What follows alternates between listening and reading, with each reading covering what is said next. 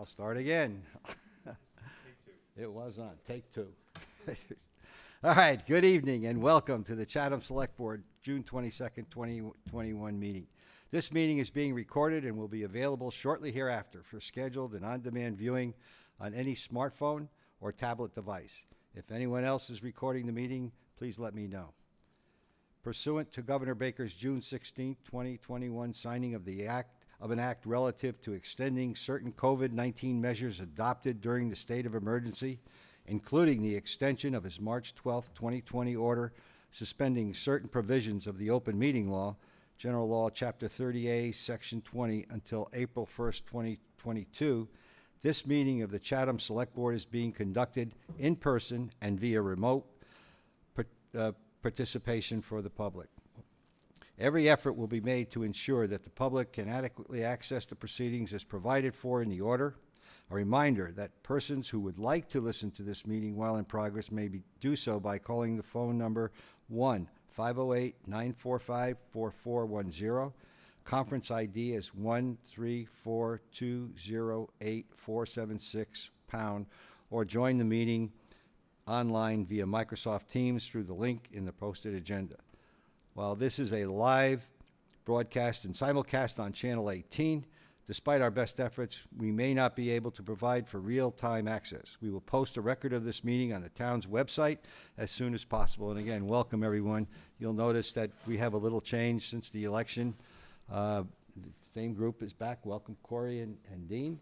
And as you might see, I'm the chair. Our vice chair is Shereen Davis, and our clerk is Corey Metters.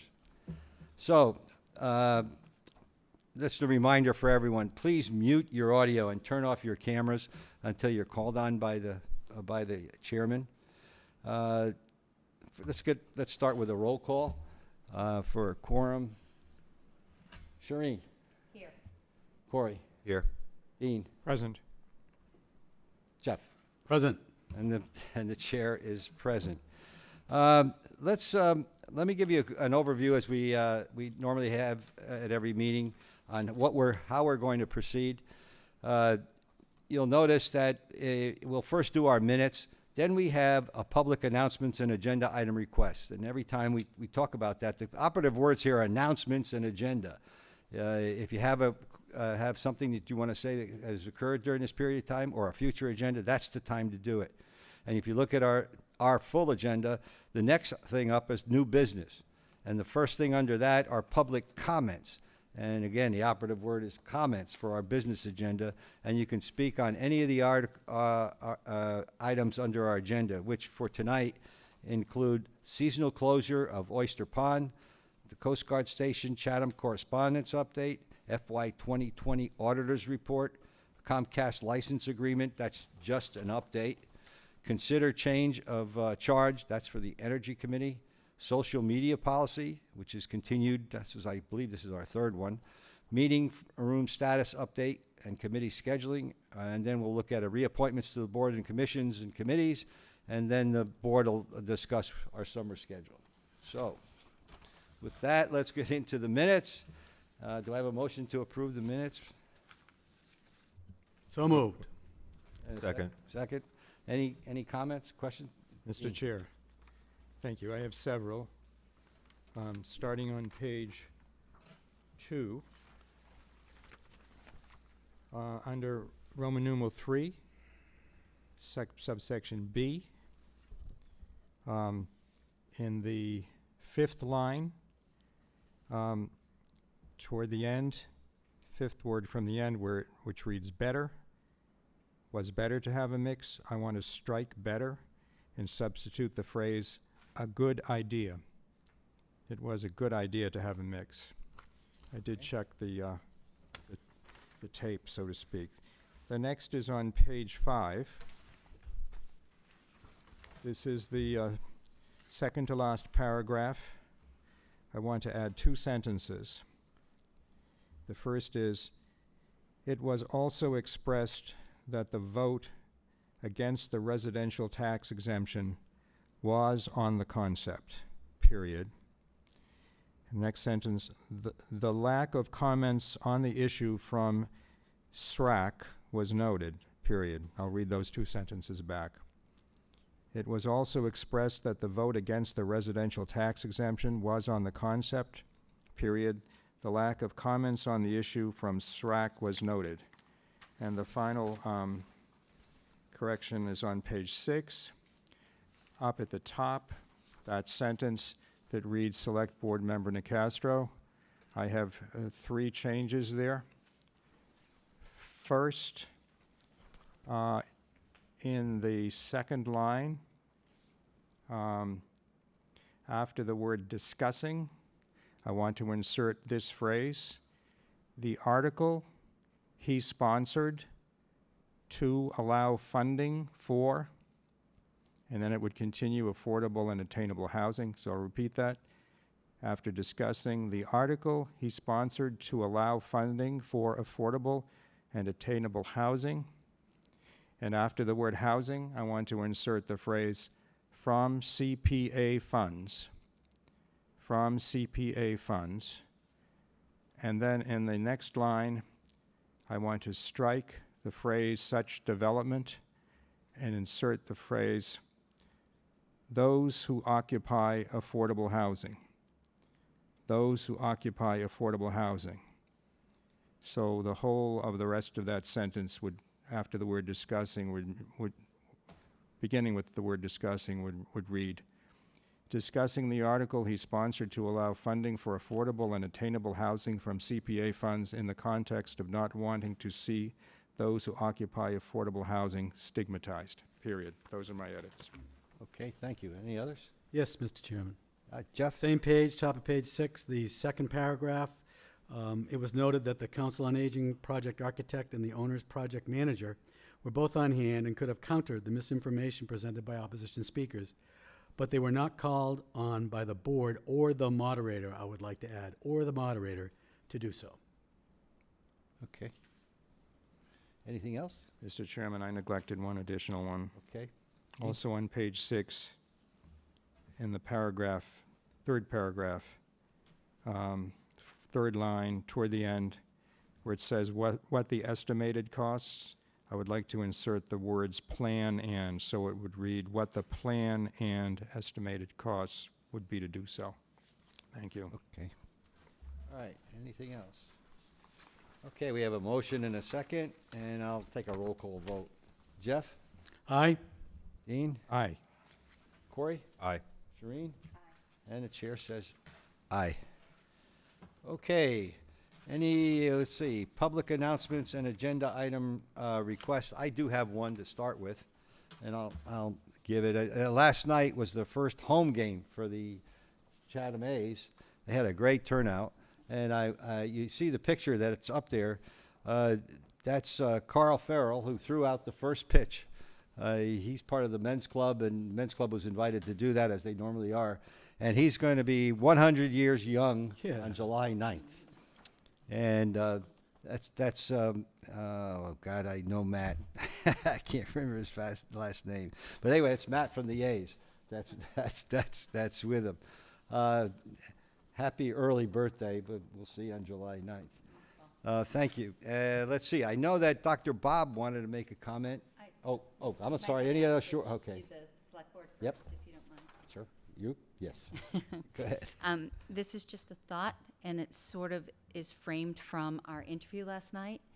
We interviewed the zoning board and the conservation commission, and board member Dankins brought up a really good point to one of the members in stating that he wanted to somewhat pick his brain a bit about affordable and attainable housing zoning and possibilities, which sparked me to think that perhaps we should have maybe a working session with the planning board and the zoning board to discuss what those options may be.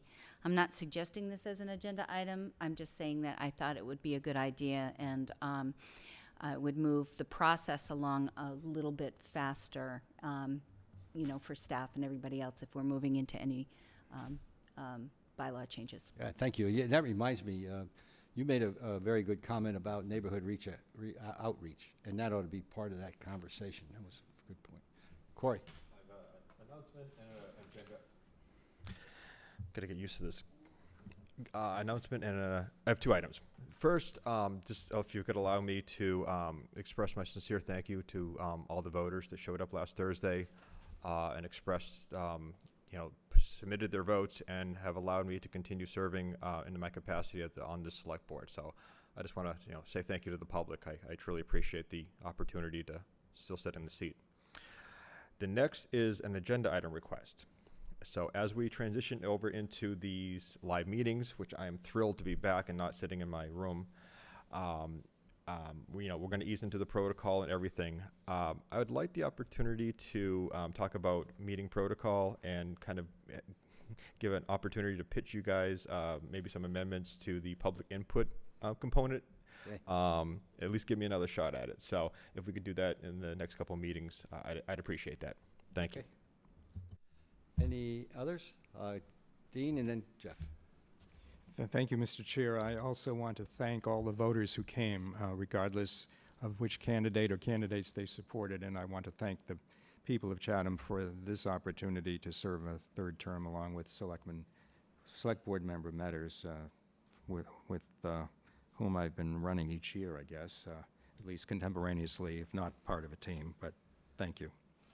Thank you, Dean. Jeff? Thank you, Mr. Chairman. I guess I have three kind of mechanical things, but we had 3 home rule petitions that were passed at the last town meeting, and I'm hoping that we have a formal package that goes off to Sarah Peak and Julian Sear that has a cover letter that is signed by the Board of Selectmen, who pretty much were unanimous in their support.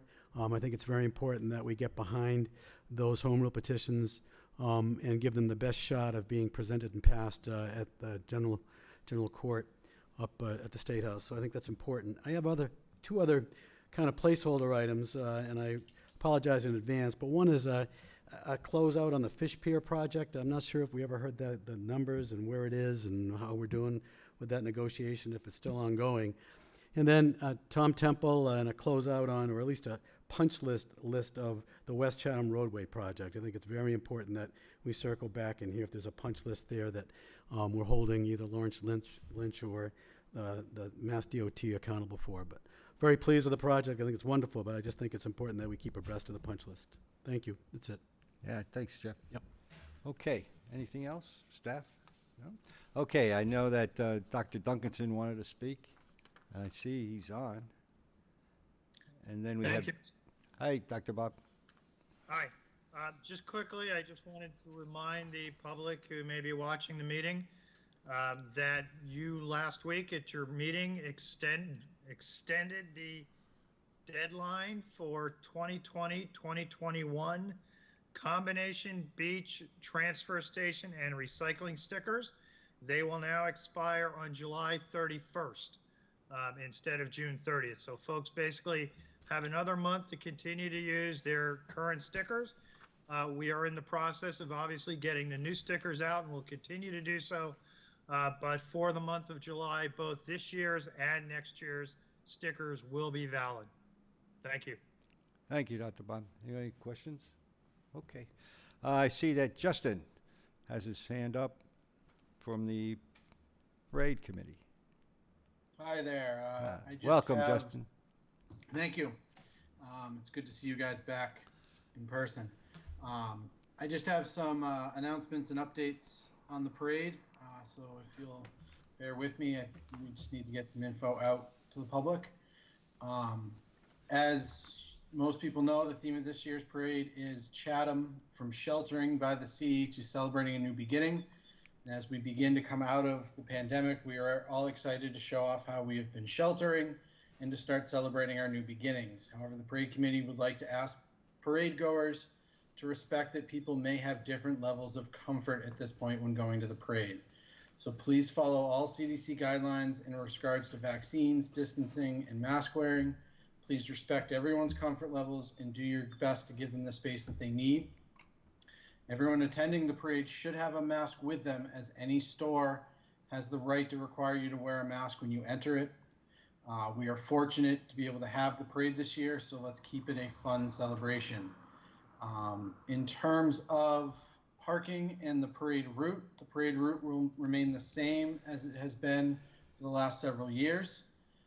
Entrance will line up along Shore Road. The official start of the parade is the corner of Main Street and Shore Road, and the parade will travel down through town to the Rotary at Old Harbor Road and down to the corner of Main Street and Kroll, where it will then take a right and travel up Kroll Road and will end at the corner of Tipcart and Kroll. Entrants are asked not to stop right at the finish line, but to continue through the finish line. The best plans of action are either then to turn off onto Lake Street or just continue out of town or continue to the middle school to drop off people that are participating in your float. Spectators are reminded that the parade is not over until you see the "That's All Folks" banner. So we do our best, but there might be some gaps in the parade. So just hang in there till you see the end. Parking is the same as always, and a map can be found on our website, chathamparade.com. Entrants may park at Monomoy Middle School, and there will be a shuttle to take them to Shore Road between 6:30 and 8:45 a.m. The shuttle will run between Lake Street and the middle school after the parade. For pre-registration, entrants are asked to pre-register for the parade at one of the following times. Saturday, June 26th from 9 to 1 o'clock. That's this Saturday. Wednesday, June 30th from 2 to 7 p.m. or Thursday, July 1st from 9 to 11 a.m. All pre-registration will take place at the police station on George Ryder Road. We ask that everyone do their best to pre-register.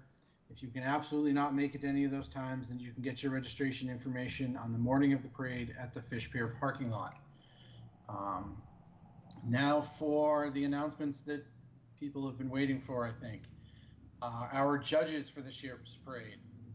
The three judges for this year's parade are, first is Pat Vreeland. She's our returning judge. She served as a judge in 2019.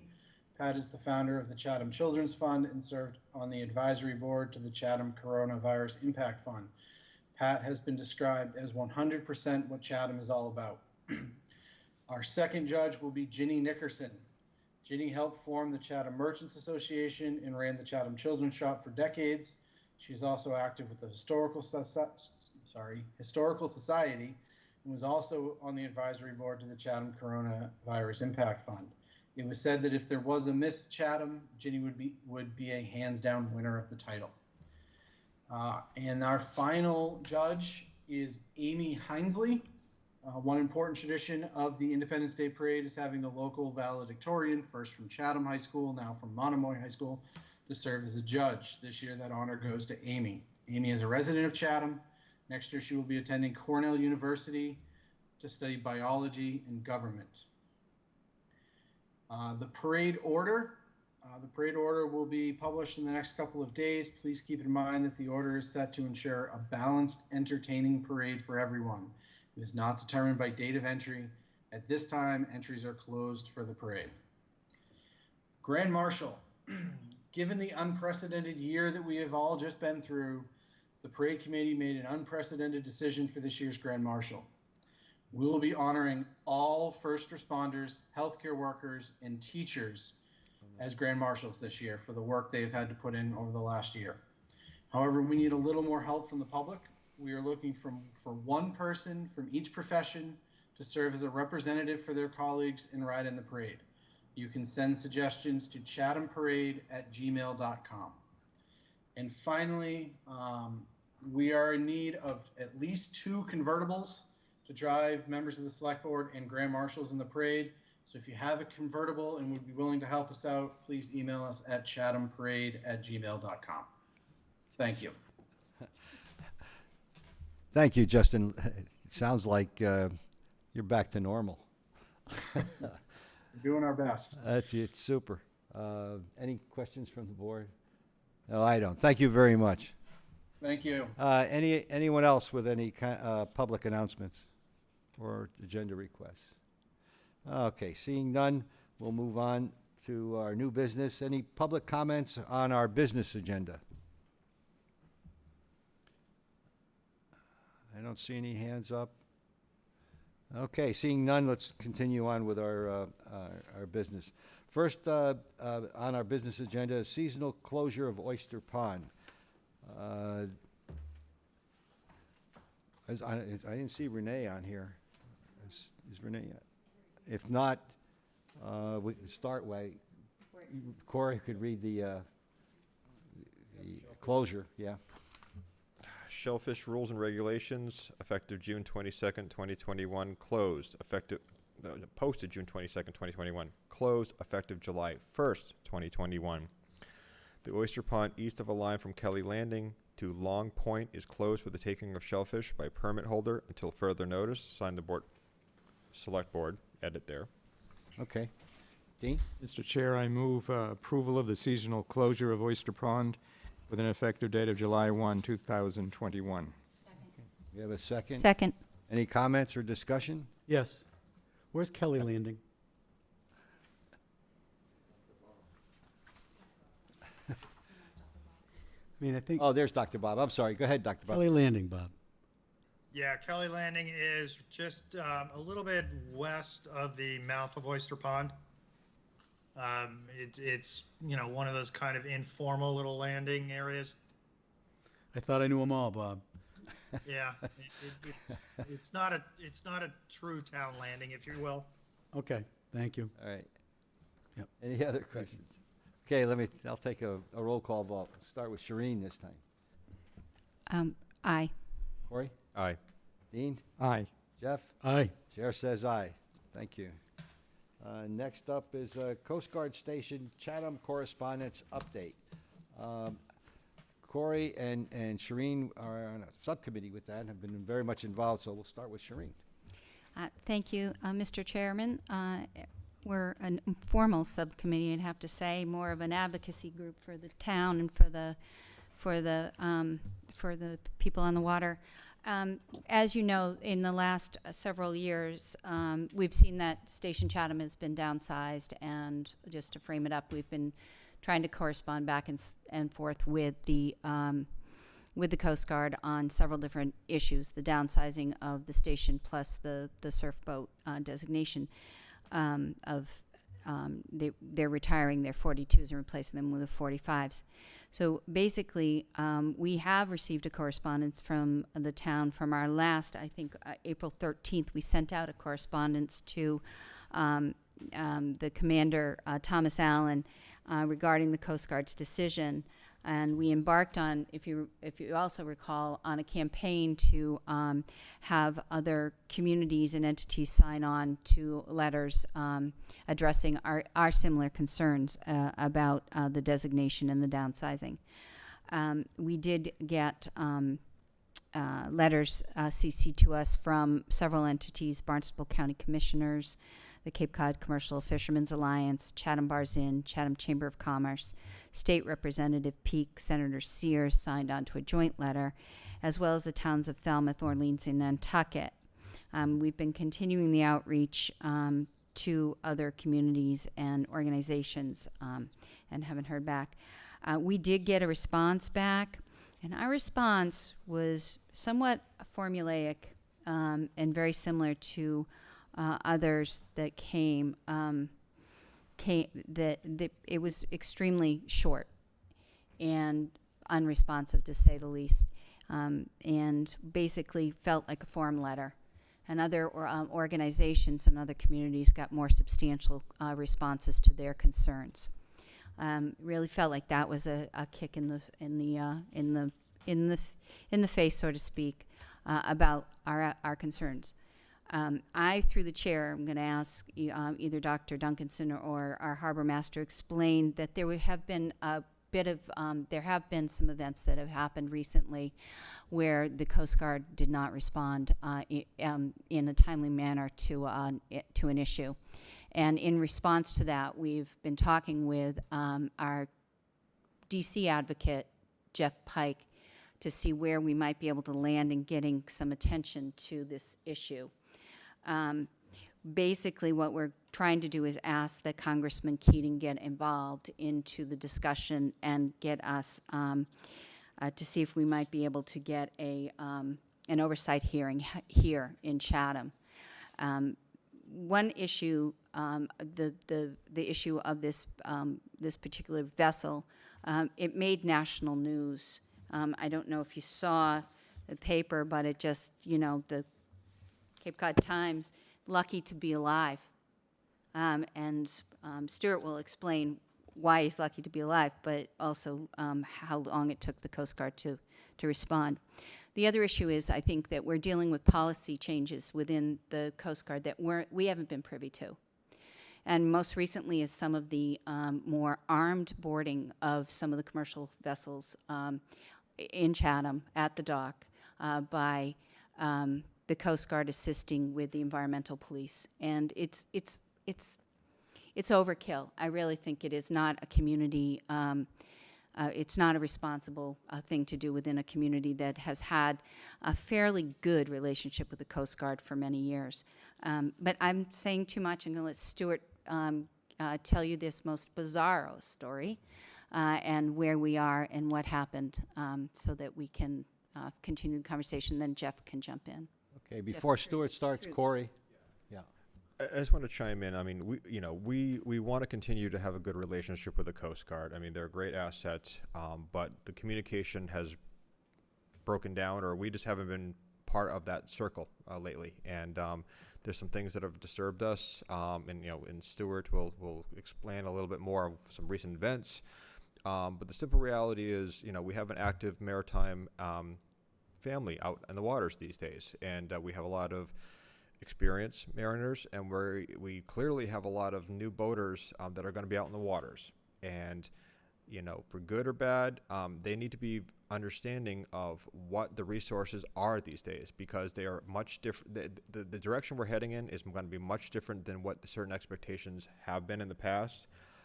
So the mariners need to understand what resources the Coast Guard is providing these days. And we want to talk about the vessels they use, the resources, and the policies they're putting in place. But I just want Chatham, the town, to be better involved in these situations. But some of the recent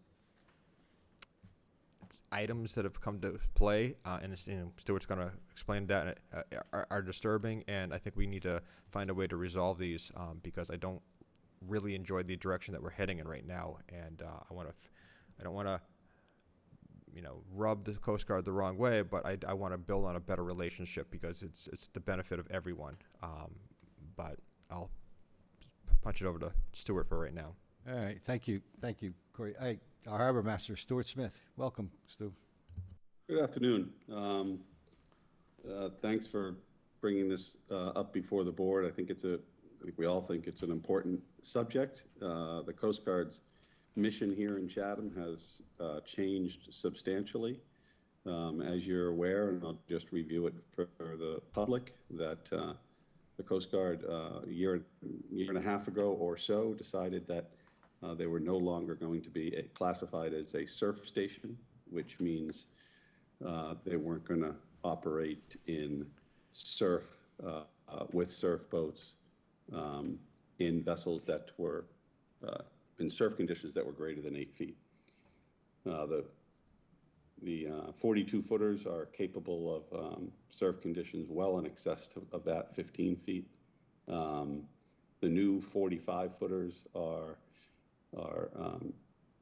by Coast Guard standards and regulations not permitted to operate in what they consider heavy weather.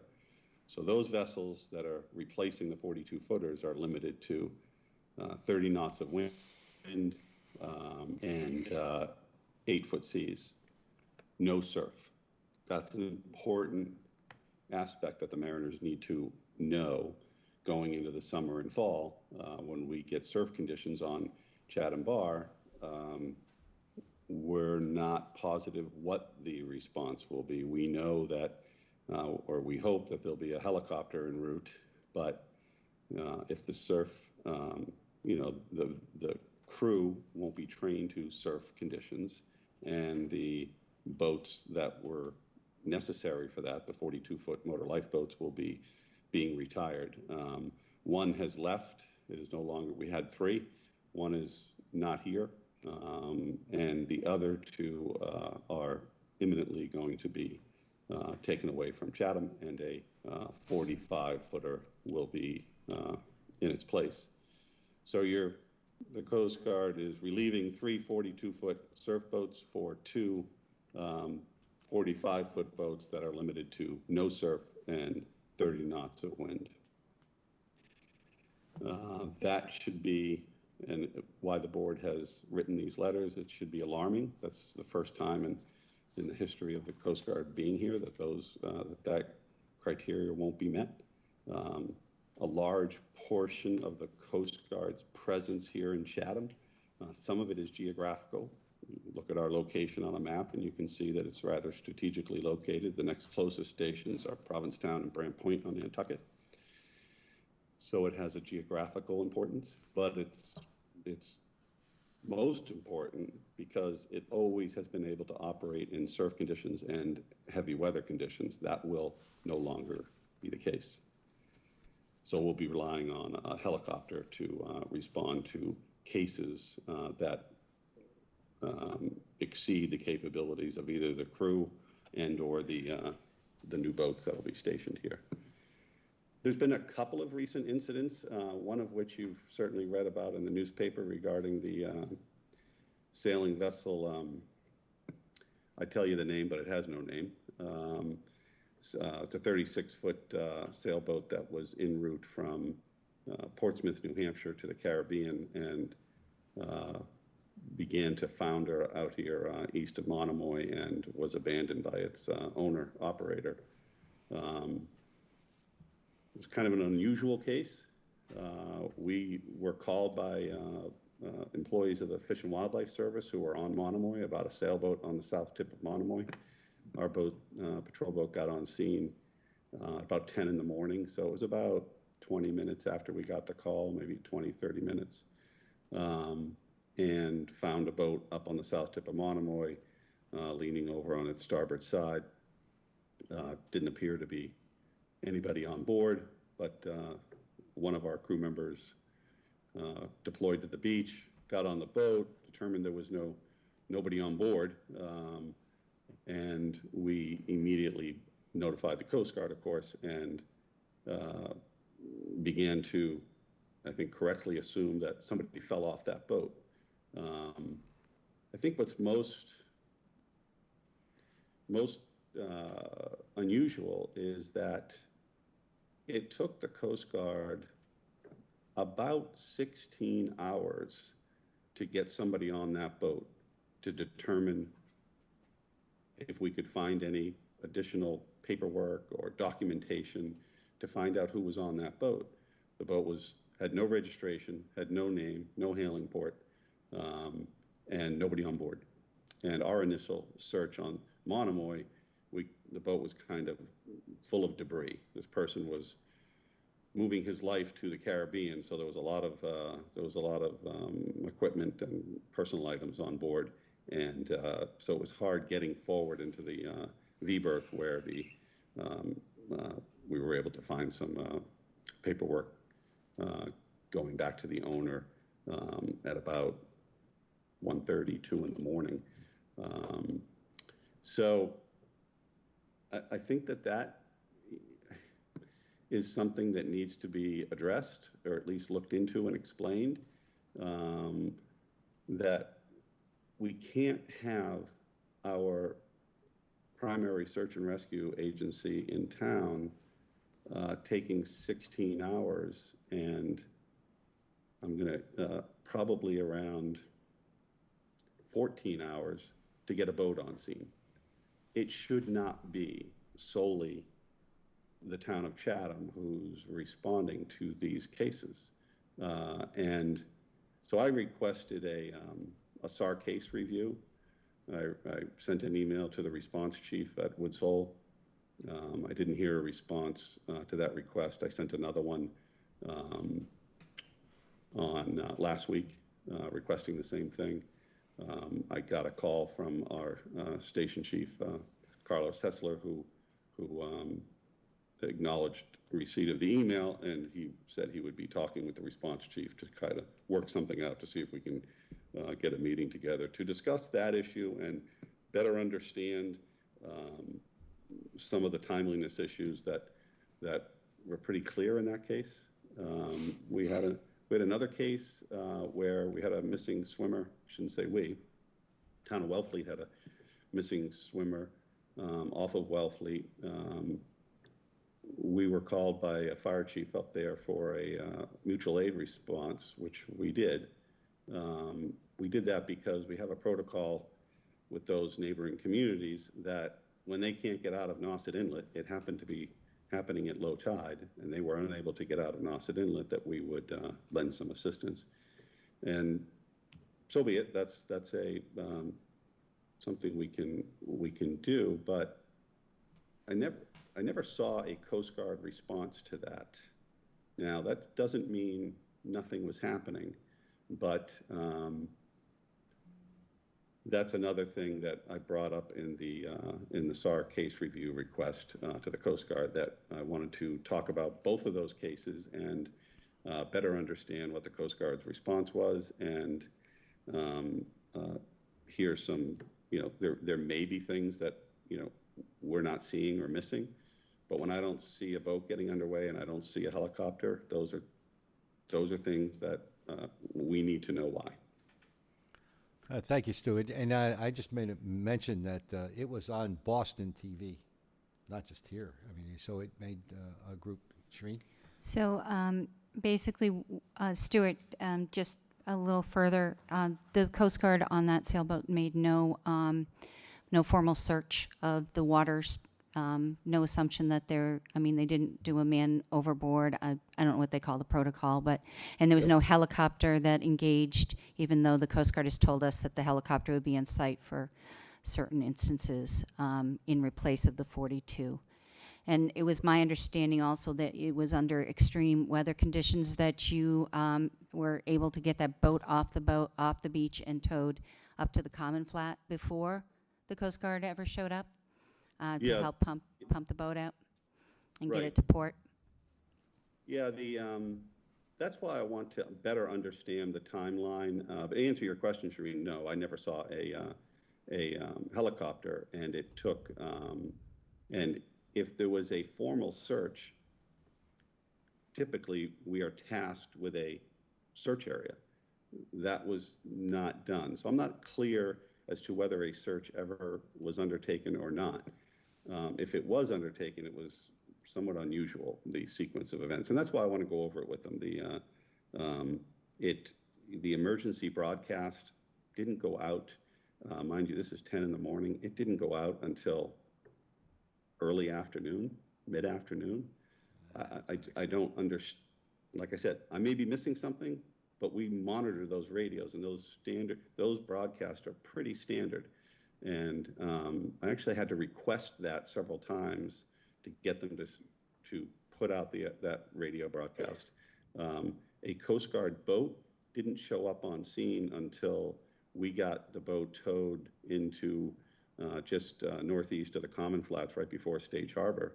Got it out of some, unfavorable weather conditions, and the Coast Guard patrol boat showed up, and Towboat US showed up, and Towboat US was able to pump it out, and the Coast Guard was assisting as well.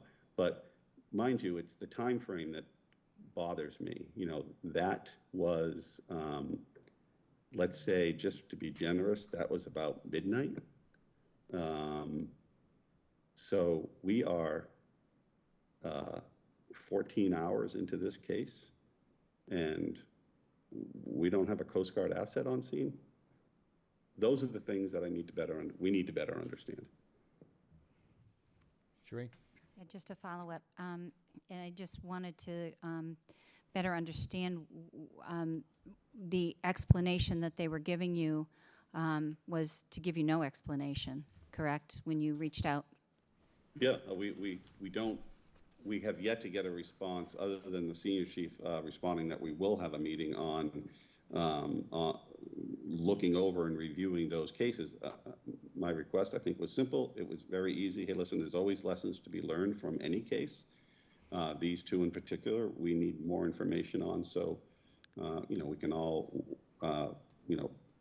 know what the other agency is expected to do. And what we expected them to do was get a boat on scene for that sailboat, and that didn't happen until, like I said, about midnight, and that's just not acceptable. So it it appears to me that the Coast Guard is in changing their policy without having a conversation with the town of Chatham, has actually shifted and said the responsibility for these kind of instances falls on the town and our town resources. And in these two instances, that's what happened. And that's a dangerous place for us to have to be in as a town. Not only for we do have an able-bodied harbor master department, but we're also putting people at risk that aren't unnecessarily, and our resources. And God forbid that anybody should get hurt from our from the town. There's the liability issue as well, and so this is all very concerning on a greater level. That they haven't sat down with us as a town to say, this is what we've done. In our meetings, they just said, well, this is the new protocol and this is what it is. We've got options out there to be able to address this, perhaps in Washington, through Jeff Pike and our DC advocate, and through Keating. But I'm just really concerned about this, and this is a little outrageous. So that's all I have, Mr. Chairman. Thank you, Shireen. Any other comments from the board? I want to make one. We'll go back to the letter. Jeff, or no? No. Yeah, thank you, Mr. Chairman. Yeah, this is of great concern. I appreciate your report, Stuart, and certainly the efforts of Shireen and Corey on this issue. Thus far, their responses to, I think, very well-worded letters and requesting information and reasons why they've changed their approach, their attitude in Chatham, or why they went from surf to heavy weather, have been inadequate. They've been terse, they've been formulaic, they haven't been very informative and haven't been very helpful to the town. So I bristle at their response, to be honest with you. The best response I've read thus far to any inquiry was the letter back to Papalardo at the Fishermen's Alliance. At least it was the most complete letter addressing specific issues of concern: reliability, capabilities, security, response options, blah, blah, blah. But it was the best response. At a minimum, the town ought to have received a similar response. Not that the Commercial Fishermen's Association Alliance isn't as important. I did have a couple questions. His answers to that letter, especially with regards to security, clearly indicates to me that they have changed their approach and their emphasis and what their overall mission is. No longer search and rescue, or maybe part of it, but that's not their emphasis. Their emphasis is on security. He's trying to sell these new boats. Well, we know the new boats, the 45-footers, can't be surf boats, so they're not going to be adequate for Chatham Harbor or our inlets. But I did have a question on his comment is, if a mariner is in distress within Chatham Harbor, we will still maintain boats at the fish pier ready to respond. Now, that's within the confines, correct me if I'm wrong, Stuart, but that's within the confines of Chatham Harbor, not the inlets. So not if there's surf conditions, at either the north way or the south way. And yes, and I think what you're seeing is this quandary that the Coast Guard kind of has put themselves in, that, there may be times when we can't get out of Chatham Harbor. The public and you as a board, I'm sure, begin to question and wonder what the agency is providing as a service to this community.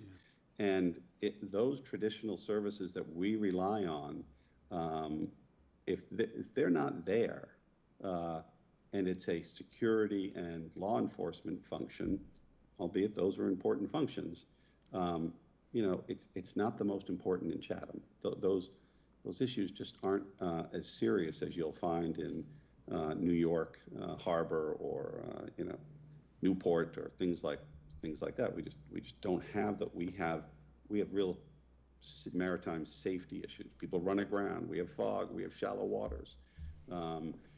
So it's certainly a change. This change, I think we talked about it before, started right after 9/11, where the Coast Guard was transferred from the Department of Transportation to the new Department of Homeland Security. We surmised then, frankly, that, and the Coast Guard was rather upfront that their main focus was going to be just that, was going to be a security law enforcement function, maritime security law enforcement function as a result of 9/11. So you know, it's I think we do this, we have this discussion to educate and help the Coast Guard because we want those folks here. We like the people that are here at Station Chatham. They're very, you know, good men and women who, you know, man those boats. But the leadership decisions we need to focus into and find out who's making these decisions and make sure that they're getting correct information.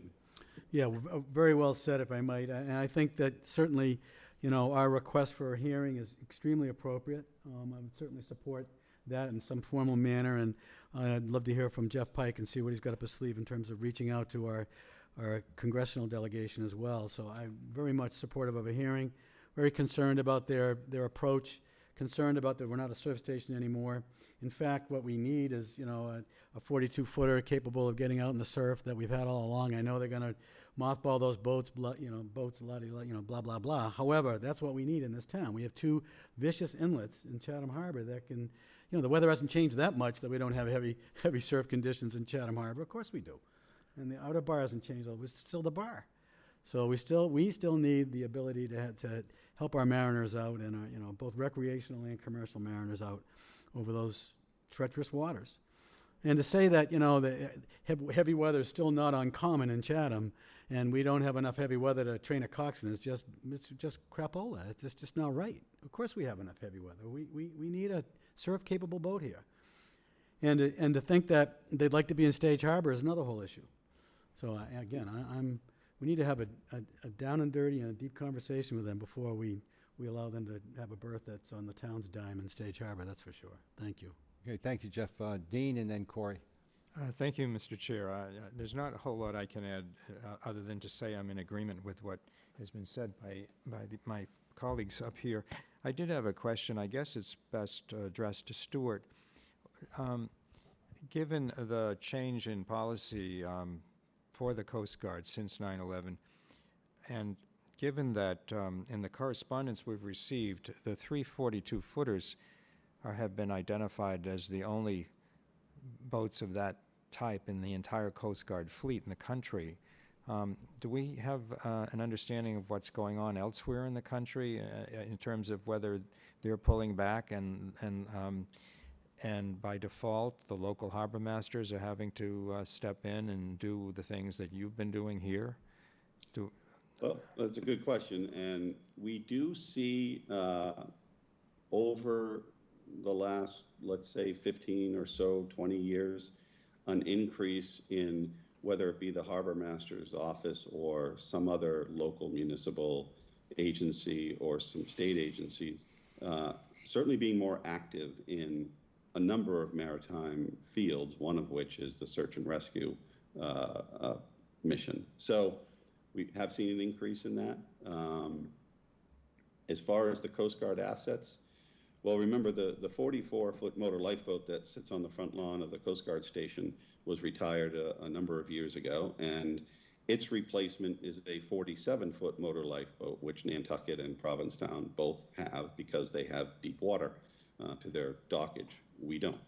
And they can't operate legitimately, they cannot operate in the shallow surf conditions that we have in Chatham Harbor. So through a great deal of models and test craft, the Coast Guard came to the conclusion that the 42-foot motor lifeboat made by Safe Boat International in Washington State was the vessel for Chatham. They made that choice, the town of Chatham didn't. And they've served the town of Chatham since they've been here, 2008 through 2011 they were phased into. So they're not really old either. But they are the only three, now two, in the country that the Coast Guard operates. Coast Guard operates in 47-foot motor lifeboats in deeper harbors, deeper inlets. And then on the West Coast, they operate the 47-foot motor lifeboat. They've had a variety of other surf craft, but they've slowly retired those boats on the West Coast as well.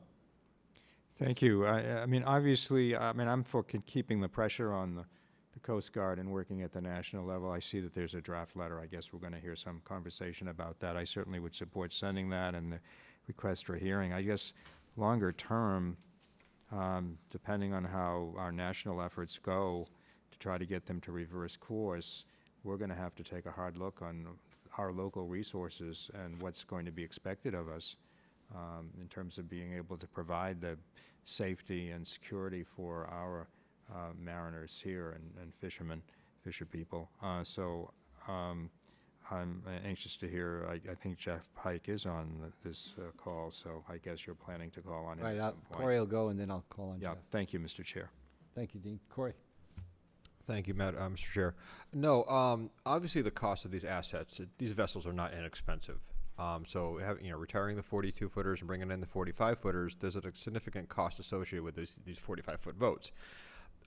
Stuart, would it be fair to say that the limitations that are put on these vessels are driven more by the Coast Guard standards protocol and less on the manufacturer limitations? I mean, these vessels are quite capable, and Yeah. I think the Coast Guard is maybe putting a little bit of caution or ease into the full availability of how that asset could be used. Is that a fair comment? It is. It's a very fair comment. Just to I'll just give you the short review. The 45 rough numbers cost about twice as much as the 42s. And the manufacturer, the company in Wisconsin that builds those boats, they have rated those boats to 50 knots of wind, maybe 10 or 12-foot seas, and 8-foot surf. It's not nearly the capability of the 42s, but you're at least being able to operate in surf conditions. So the manufacturer says, we think you can do that, or we've built the boat to work in those conditions. The Coast Guard has decided through their own process that either we don't need to, we don't want to, or whatever I'm not sure what their rationale was for that. I brought that up at our meeting in Harwich and about could we get the Coast Guard to certify those vessels to operate at the manufacturer's limitations as opposed to the Coast Guard's limitations. And the answer, I don't think they were quite sure, other than that would be a very long, arduous process for the Coast Guard. I think that it could benefit them in other areas along the East Coast that were not able to operate 47-foot motor lifeboats. Well, okay, but now we can operate in low surf conditions. And that would benefit not only Chatham, but it would benefit these other inlets and communities along the East Coast that don't have those 47s. I think that's a viable option. The Coast Guard didn't seem to have a whole lot of interest in pursuing that. Thank you, Stu. Any other comments from the board? Jeff Pike's on. I noticed that you're still on. Could you give us some idea about the letter itself that's coming, our next steps forward? And just a comment, at least from, it's an old experience, but, policy can change, but I haven't seen anything in anything, and I follow a lot of what's going on in military and NASA. Their mission statement hasn't changed. And if their mission statement hasn't changed, they could change their policy, but they have to be careful of how far they go in one direction. That's my personal opinion. And so maybe they need a little help with that. But go ahead, Jeff. Well, thank you, Mr. Chairman. Can you hear me? Yes. Yes. First, I want to congratulate the two board members on the re-election. Congratulations. And I also wanted to make sure that the board knew that in full disclosure, we have represented the Cape Cod Commercial Fishermen Association and Alliance for many years. When I talked to Jill and Bob about this situation, it was very concerning to me, particularly as a former Chatham fisherman that went by Chatham Light every morning in the 70s and 80s. And I can tell you that the 42-foot boats, while they may be different than most of those in the Coast Guard, I'll just tell you that when I worked for Congressman Studs and Chief Downey was head of the Chatham Station, we did not have surf boats capable of responding to certain SAR cases. And we were able to get those vessels included in the Coast Guard's budget and authorized. And we were about to get them delivered to Chatham, and then all of a sudden they were taken and went up to Kennebunkport for President Bush.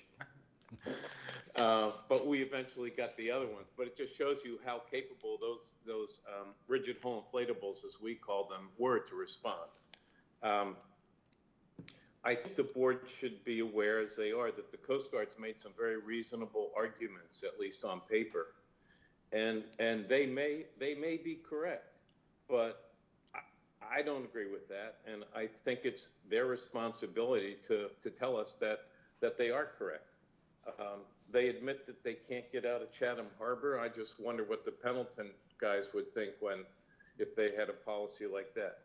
I talked to Dr. Bob about potential legislation and how we could potentially mandate that the Coast Guard maintain the Chatham Station as a surf station and so on. And after talking to Transportation Committee staff in the House, it became pretty apparent that that would be really tough to do without a public record. And so we talked, and it seemed very reasonable that congressmen who we work with very well could request the Transportation Committee to have, I think the letter says hearing, but it could be a round table. It could be some sort of public session where the Coast Guard comes down and basically defends and explains their position to the community, and that the community has an opportunity to express their concerns, and that we get members of Congress paying attention. Steve Lynch from the Boston area is a very senior member of the Transportation Committee and has always been concerned and supports the Coast Guard.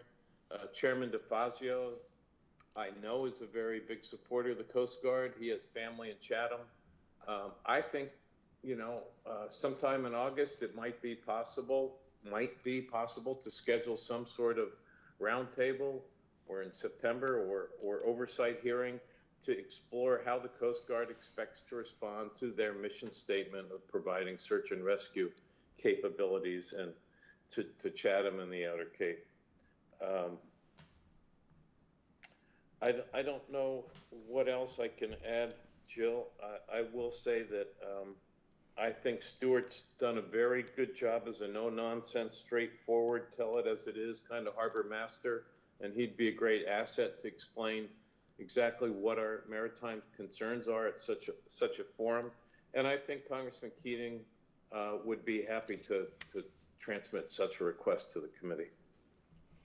Thank you, Jeff. And I, after listening to you and reading this letter, I would agree. Something like a roundtable, and Shireen and Corey, part of informal group that you're involved with, that makes a lot of sense. We're past the point of trying to influence something directly in the Coast Guard, in my opinion. So, any other comments? Or I guess we should have a motion to approve the letter. We did reach out, Corey did reach out to Andrew Nelson, Congressman Keating's legislative aide, but they've been playing phone tag from my understanding. So otherwise, I'm pretty sure he would have been on the call today with us. Given the number of local congressmen, senators that are informed and understand the Coast Guard, I think it's a great move. Jeff. Thank you, Mr. Chairman. Yeah, I move approval of the letter and have it be sent out, please, post haste. I second that, but I think there might be some amendments to who gets CC'd on it. I think we'll do should do a second review on the copies. It's fine. Okay. Any other comments or discussion? No? Let's take a roll call vote. Mr. Chair. I'm sorry. Just so I understand it, so we're going to vote on it, but we'll leave it to the discretion of the chair and consultation with the town manager as to what's additional people would get it. So that wouldn't have to come back to us again, right? Yeah, Okay, thank you. I guess, right? Okay. That's fine. Okay, let's start with Shereen. Aye. Corey? Aye. Dean? Aye. Jeff? Aye. And chair says aye. Thank you. Thank you. Thank you, everyone. Sobering. Okay, next on our agenda is 2020 Auditor's Report. Alex, welcome. Thank you, Mr. Chairman. It's nice to see you in person again. This is my first live meeting since before the pandemic, so it's nice to be back rather than sitting at home. So tonight we have with us Jim Powers and Romina Mameli, and if I butchered your name, Romina, I'm sorry, from Powers and Sullivan, and just a brief introduction of the audit firm, as they're a new audit firm for FY 2020, and we engaged them for also 2021 and FY 2022. So Powers and Sullivan has over 30 years of experience specializing in providing audit and consulting services to Massachusetts governments. They're currently servicing a combined client base of over 100 Massachusetts cities, towns, school districts, counties, authorities, retirement systems, and state agencies. So such experience directly translates into efficient audit engagements, accurate reports, and practical recommendations for enhancing operations and internal controls. In your packet, I've provided the copy of the audit, both the audit of the town's financial statements as well as what's known as the single audit, because the town received over $750,000 in federal money, and that's a requirement if you receive that much money. And you can see from that audit, it's over $3 million in federal funds, mainly due to the airport as well as some other grant funds. And I did provide you a bound copy. Each of you is in your mailbox. If you didn't pick it up yet, it's at your mailbox at Town Hall. So without further ado, I'll introduce Jim and Romina. Thank you, Alex, and thank you to the Select Board and the town for allowing us the opportunity to be able to present these first set of financial statements from our audit for FY20. So part of what we'd like to do today is go through the audit process of what our steps are to complete this audit, as well as go through the actual audit results. And as Alex said, thank you for providing them with those reports. So as we're going through, if you have any questions, just let us know and we'd be happy to answer them. So part of what we do, the principal objective of our work is to express an opinion on the town's basic financial statements and on the town's compliance with provisions of uniform federal guidance with respect to federal grants. That's what Alex referred to as the CFA report, that single audit report that you were required to file because you had over $750,000 worth of federal grant expenditures in FY20. We performed our audit in accordance with auditing standards generally accepted in the United States of America and the standards for financial audits contained in government auditing standards issued by the Comptroller General of the United States. Our responsibility is to plan and perform our audit to obtain reasonable but not absolute assurance that the financial statements are free of material misstatement and are fairly presented in accordance with U.S. generally accepted accounting principles. Management's responsibility is for the fair presentation of the financial statements in accordance with U.S. generally accepting accounting principles. So part of what we do is we actually put these financial statements together for the town. All of the numbers and all of the journal entries and any other adjustment and disclosure that is included inside of here comes directly from the town. So as part of our audit process, we were just brought on in January, so it was a little bit different for FY20. So part of our audit process was requesting all of the information from the town. We sent a very detailed checklist, and Alex and her team did an amazing job of being able to provide us with all of that information extremely timely. So a lot of that in the first year is us going through and understanding the processes of how the town actually does their day-to-day operations. So we were able to get a good understanding of the underlying internal controls that the town has in order to provide an opinion on these financial statements. In FY21, because FY20 was a little bit different. So in FY21, our process is going to be slightly different. What we'll do is we'll actually do a little bit of preliminary work, whereas in FY20, we went through and did the whole audit all at once. And that preliminary work would include auditing the grants early, going through and testing the budget, testing transactions, looking at some of those major liability areas such as OPEB and pension. And then after June 30th, we are actually scheduled to come out in August of this year. So in August, when we come out, we will verify all of those year-end balances, make sure that the accounts are being reconciled timely, verification that the cutoff procedures are indeed accurate, that there are budgetary controls, that there's been proper capital asset activity and depreciation recorded, and that the financial statements are in compliance with GASB and GAAP. So in the town's FY20 financial statements, there was actually a qualification of the opinion, and that was due to the Eldridge Public Library. So that is shown as a discretely presented component unit inside of the town's financial statements. It is required to be shown. There's a checklist that we go through to verify whether or not any type of component unit needs to be included. And in the library's case, the town provides more than half of the support and supplies the building that they're in. So we had to qualify that opinion because the other audit firm that we took the numbers from would not sign an independence letter. So it's not necessarily that the numbers are bad, but we could not verify whether or not they were independent. The rest of the report is no issues. There were no instances of noncompliance or any other matters that required us to be reported under government auditing standards. So the financial statements themselves, just to give you a little bit of an overview, and if you have them in front of you, feel free to flip through them. If you want some page numbers, just let me know and I can direct you to those pages. So the financial statements themselves consist of an audit opinion, which is the only piece that we own. The rest of the report belongs to the town. There's the management discussion and analysis, which is kind of the summary, I'm going to say the cliff notes of your financial statements. So if you wanted to just kind of get the quick idea of what happened in town in FY20, this would be the place to go. Then it's followed by the basic financial statements, the notes to the basic financial statements, required supplementary information, which is going to include all of your budget, your budget, your pension plan schedules, and your OPEB schedules for your out years, and that's up to 10 years. We're still building those as we go. And then there's some notes to the required supplementary information. So what I like to do is I like to start with your general fund balance and of your budget, because this is kind of like, these are the numbers that you see. You just had your town meeting last week. Congratulations on it going smoothly. And so for FY20, the general fund budget was $51 million. Of that, you budgeted to use $2.6 million in free cash and $150,000 in overlay. For it being a COVID year, you actually came in better than anticipated. Your revenues exceeded budget by $1.5 million, and your expenditures came in under budget by $1.8 million. So that actually, you had a budgetary net increase of $662,000.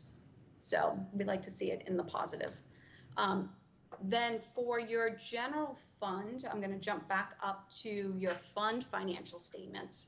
So with your general fund, the town had an ending balance of $18.5 million.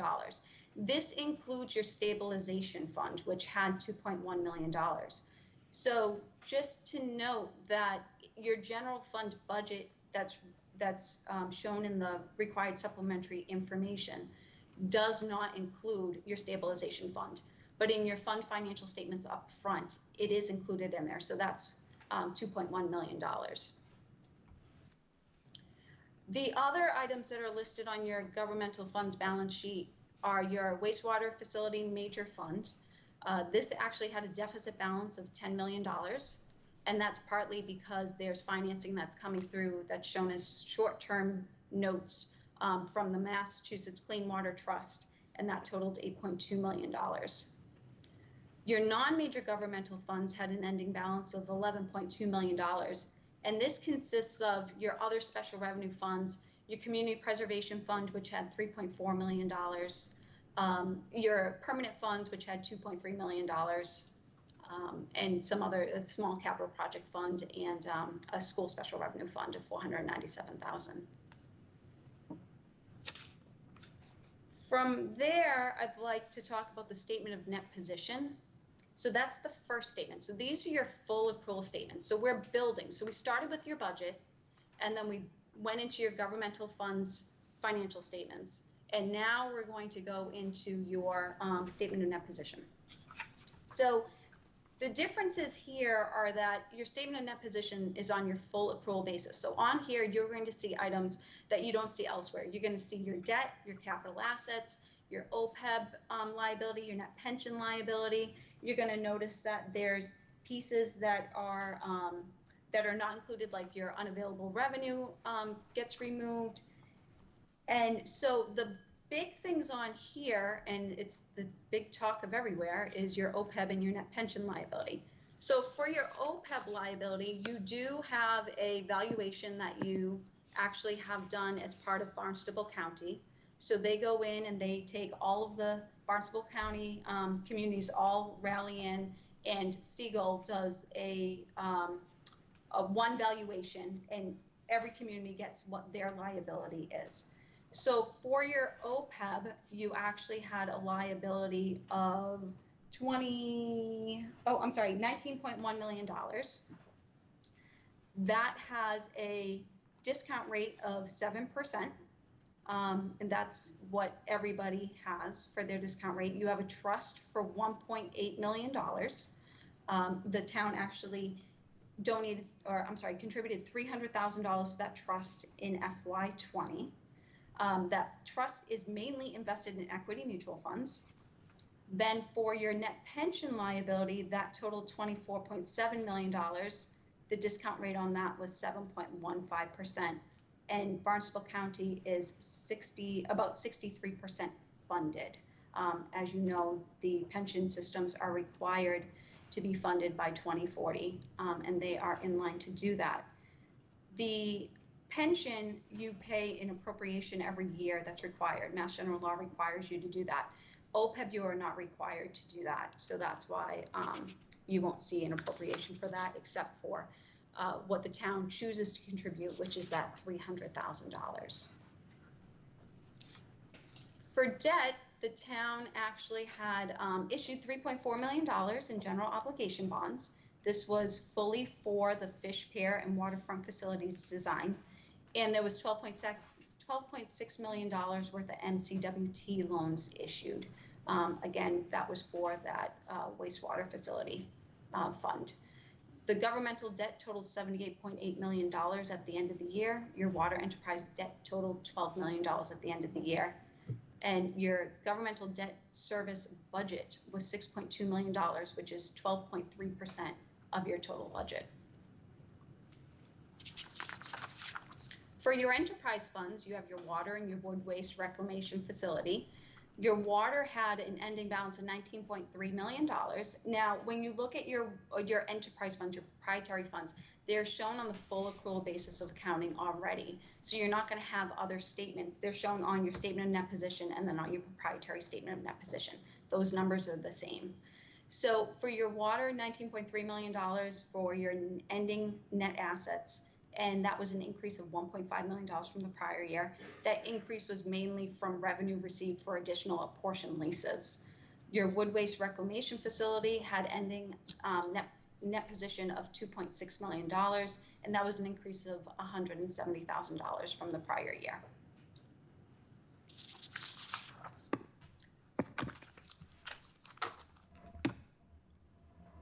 I'd like to just jump into the CFA real quick, and then we can go back and for any questions. As Alex had mentioned, your total federal expenditures were $3.3 million. So anything over $750,000 in federal grant expenditures requires you to have a single audit. Your airport improvement program was the grant that was tested. It expended $2.7 million. That was 82% of the total. And you did have a small COVID-19 grant for $370,000 that was spent. So that was also included in your FY20. We didn't find anything in relation to any findings for the airport grant. And we do anticipate that the town will need another single audit in FY21 with the ARPA money and the COVID money. Any questions? But let me welcome you, Romina and James, to our select board. That was very detailed report. I'll open it up to the board. I'll just make one question, bring a question up. On page 11, at least in the packet that I have, talks about our debt, the town's total bonded debt. In this section, it says $77.6 million. And of that, 44.7 million is through the Massachusetts Clean Water Trust. And that's about 55% of our bonded debt, which is really our wastewater project. So most of our debt, I know you don't make comments on what's good or bad. You make comments on whether or not we meet the general accounting standards, if I'm saying that correctly. But I just wanted to bring that up, and if anybody else had a problem, but funding our sewer is very important. Anyway, Dean, and then Jeff. Thank you. I'll be very brief because I expect Mr. Dykens may get into greater depth on this. Just a couple of questions, and since you mentioned the debt, on page 45, under note 8, it says that under the general laws, we're allowed indebtedness up to 5% of the equalized valuation. Alex, what would that be? Is it about, I think one time you told us it was about $280 million. Is that right? I think that is correct. Our valuation, and I do that every year for in anticipation of town meeting, and I do think it is about 281. So apropos of what the chair was saying, a majority of the 78 million that we have outstanding is wastewater related. Is that correct? That's correct. So the balance of that, I don't know whether it's 30, 40 million, is non-wastewater projects. And that includes the water department, right? Water department debt, or does it not?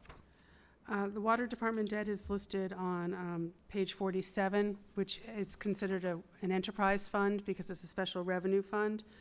These are our general obligation bonds for the buildings. We still owe quite a bit on the PD annex and the fire station, those items. What I'm trying to get at is, of all the town's debt, including the water debt, not the wastewater too, but including the water debt, constitutes that 78 million? Or is the water debt over and above the 78 million? The water debt is over and above. We're just looking at closing out, and we were working on closing debt today and reconciling. And roughly how much is the water debt? The water debt outstanding is the bonds payable about 10 million, and we have about 1.6 million of unauthorized unissued debt in the water department. So we're up to approximately $90 million in debt. Correct. And we have that 5% ceiling that the state mandates. So if we're, I'm not saying we should put ourselves into the full 5%, but if the total indebtedness of the town is about 90 million, and what we're permitted is 280 million, there's a lot of room left if we wanted to build a senior center, for example. Correct. To do that. That's what I'm getting at, because the debt was argued at town meeting. Dean, one thing I would add, if I'm not mistaken, the water enterprise fund is 11.8 million, and that's funded through our rates. That's not. That's right. That's not part of the bonded debt. That's right. It comes out of people's wallets because most people in town are on the water service. But it's right. You're right, Mr. Chair. It doesn't affect the tax rate when you bond for wells. Correct. Which we're going to have to do. Right. If we're going to stay on top of the clean water issue. Just a couple of additional points. On page 31, speaking of water, up at the top, under user charges, I think this is just a minor edit. It says that water charges are leveled semi-annually, but they are leveled quarterly. So you want to make that correction. They are quarterly? Yeah. I missed that. And then So the narrative, just a question, and this is for the auditor, the auditors. The management discussion and analysis that you referenced that begins on page 5, that was prepared by you or the town? That's prepared. We do the initial draft of it, just from our take, and then Alex goes in and edits it where she sees fit. So that's kind of how we normally do it. We assist in preparing the financial statements. And as Romina said earlier, the only thing that we own on this financial statement is our audit opinion. That's the 2-page letter up front. Yes. But obviously, we have the experience to do this very efficiently. But Alex and the staff takes full responsibility of the financials, including the management discussion and analysis. Does your firm do any other towns on the Cape? Yeah, go ahead, Romina. You can. What do we got? We got Barnstable. Yeah. Yeah, I personally am on Harwich and Barnstable. We also do Yarmouth and Wellfleet, and there's a few of them. Okay, thank you. And Alex, it's been a while since we saw the last audit report. Is this essentially in the same format as, I just can't remember. Yes, it's essentially in the same format with all the discussion, the management discussion comes up first, and then all the schedules are all usually at the end. So a little different, but basically the same. Okay, well, thank you. I suspect at the conclusion of this agenda item, we'll want to entertain a motion to accept the report, but I'm going to defer to our CPA, our resident CPA to my right, Mr. Dykens. Thank you. Through you, Mr. Chair. Thank you, Dean. Jeffrey? Well, thank you, Mr. Chairman, and thanks to Powers and Sullivan here. Welcome. Just a couple overarching comments, I guess. It's having lived and breathed this, it's a pain in the butt to change auditors, by the way. It's not an easy task. So I congratulate Alex and her team for doing that. It's important to change auditors once in a while, and it can be every 3 years or every 5 years or every 7 years or whatever, but it's important to get another fresh set of eyes on our books and records. So I applaud you because I've lived this and breathed this, and it's a real lot of work. It's a lot of work. Let's just be clear that we got an unqualified opinion other than your note on the library. I think it's very important to emphasize that. And I also think it's important for us to understand what the note in the library really is. They wouldn't give us an independence letter, and that's why you called them out. Yeah, it's the rules for the Governmental Accounting Standards Boards requires component units to be included in the financial statements, and historically, the library has been included in your financial statements. When you take a look at the operation of the library, you own the building. The not-for-profit doesn't own the building. You fund well over 50% of their budget annually, et cetera. So there's a financial benefit burden as part of that. And the GASB is different than the FASB in the rules that apply to how you prepare governmental financial statements. As a CPA yourself, if the rules were all the same, there wouldn't be a governmental accounting standards board. There'd only be a financial accounting standards board.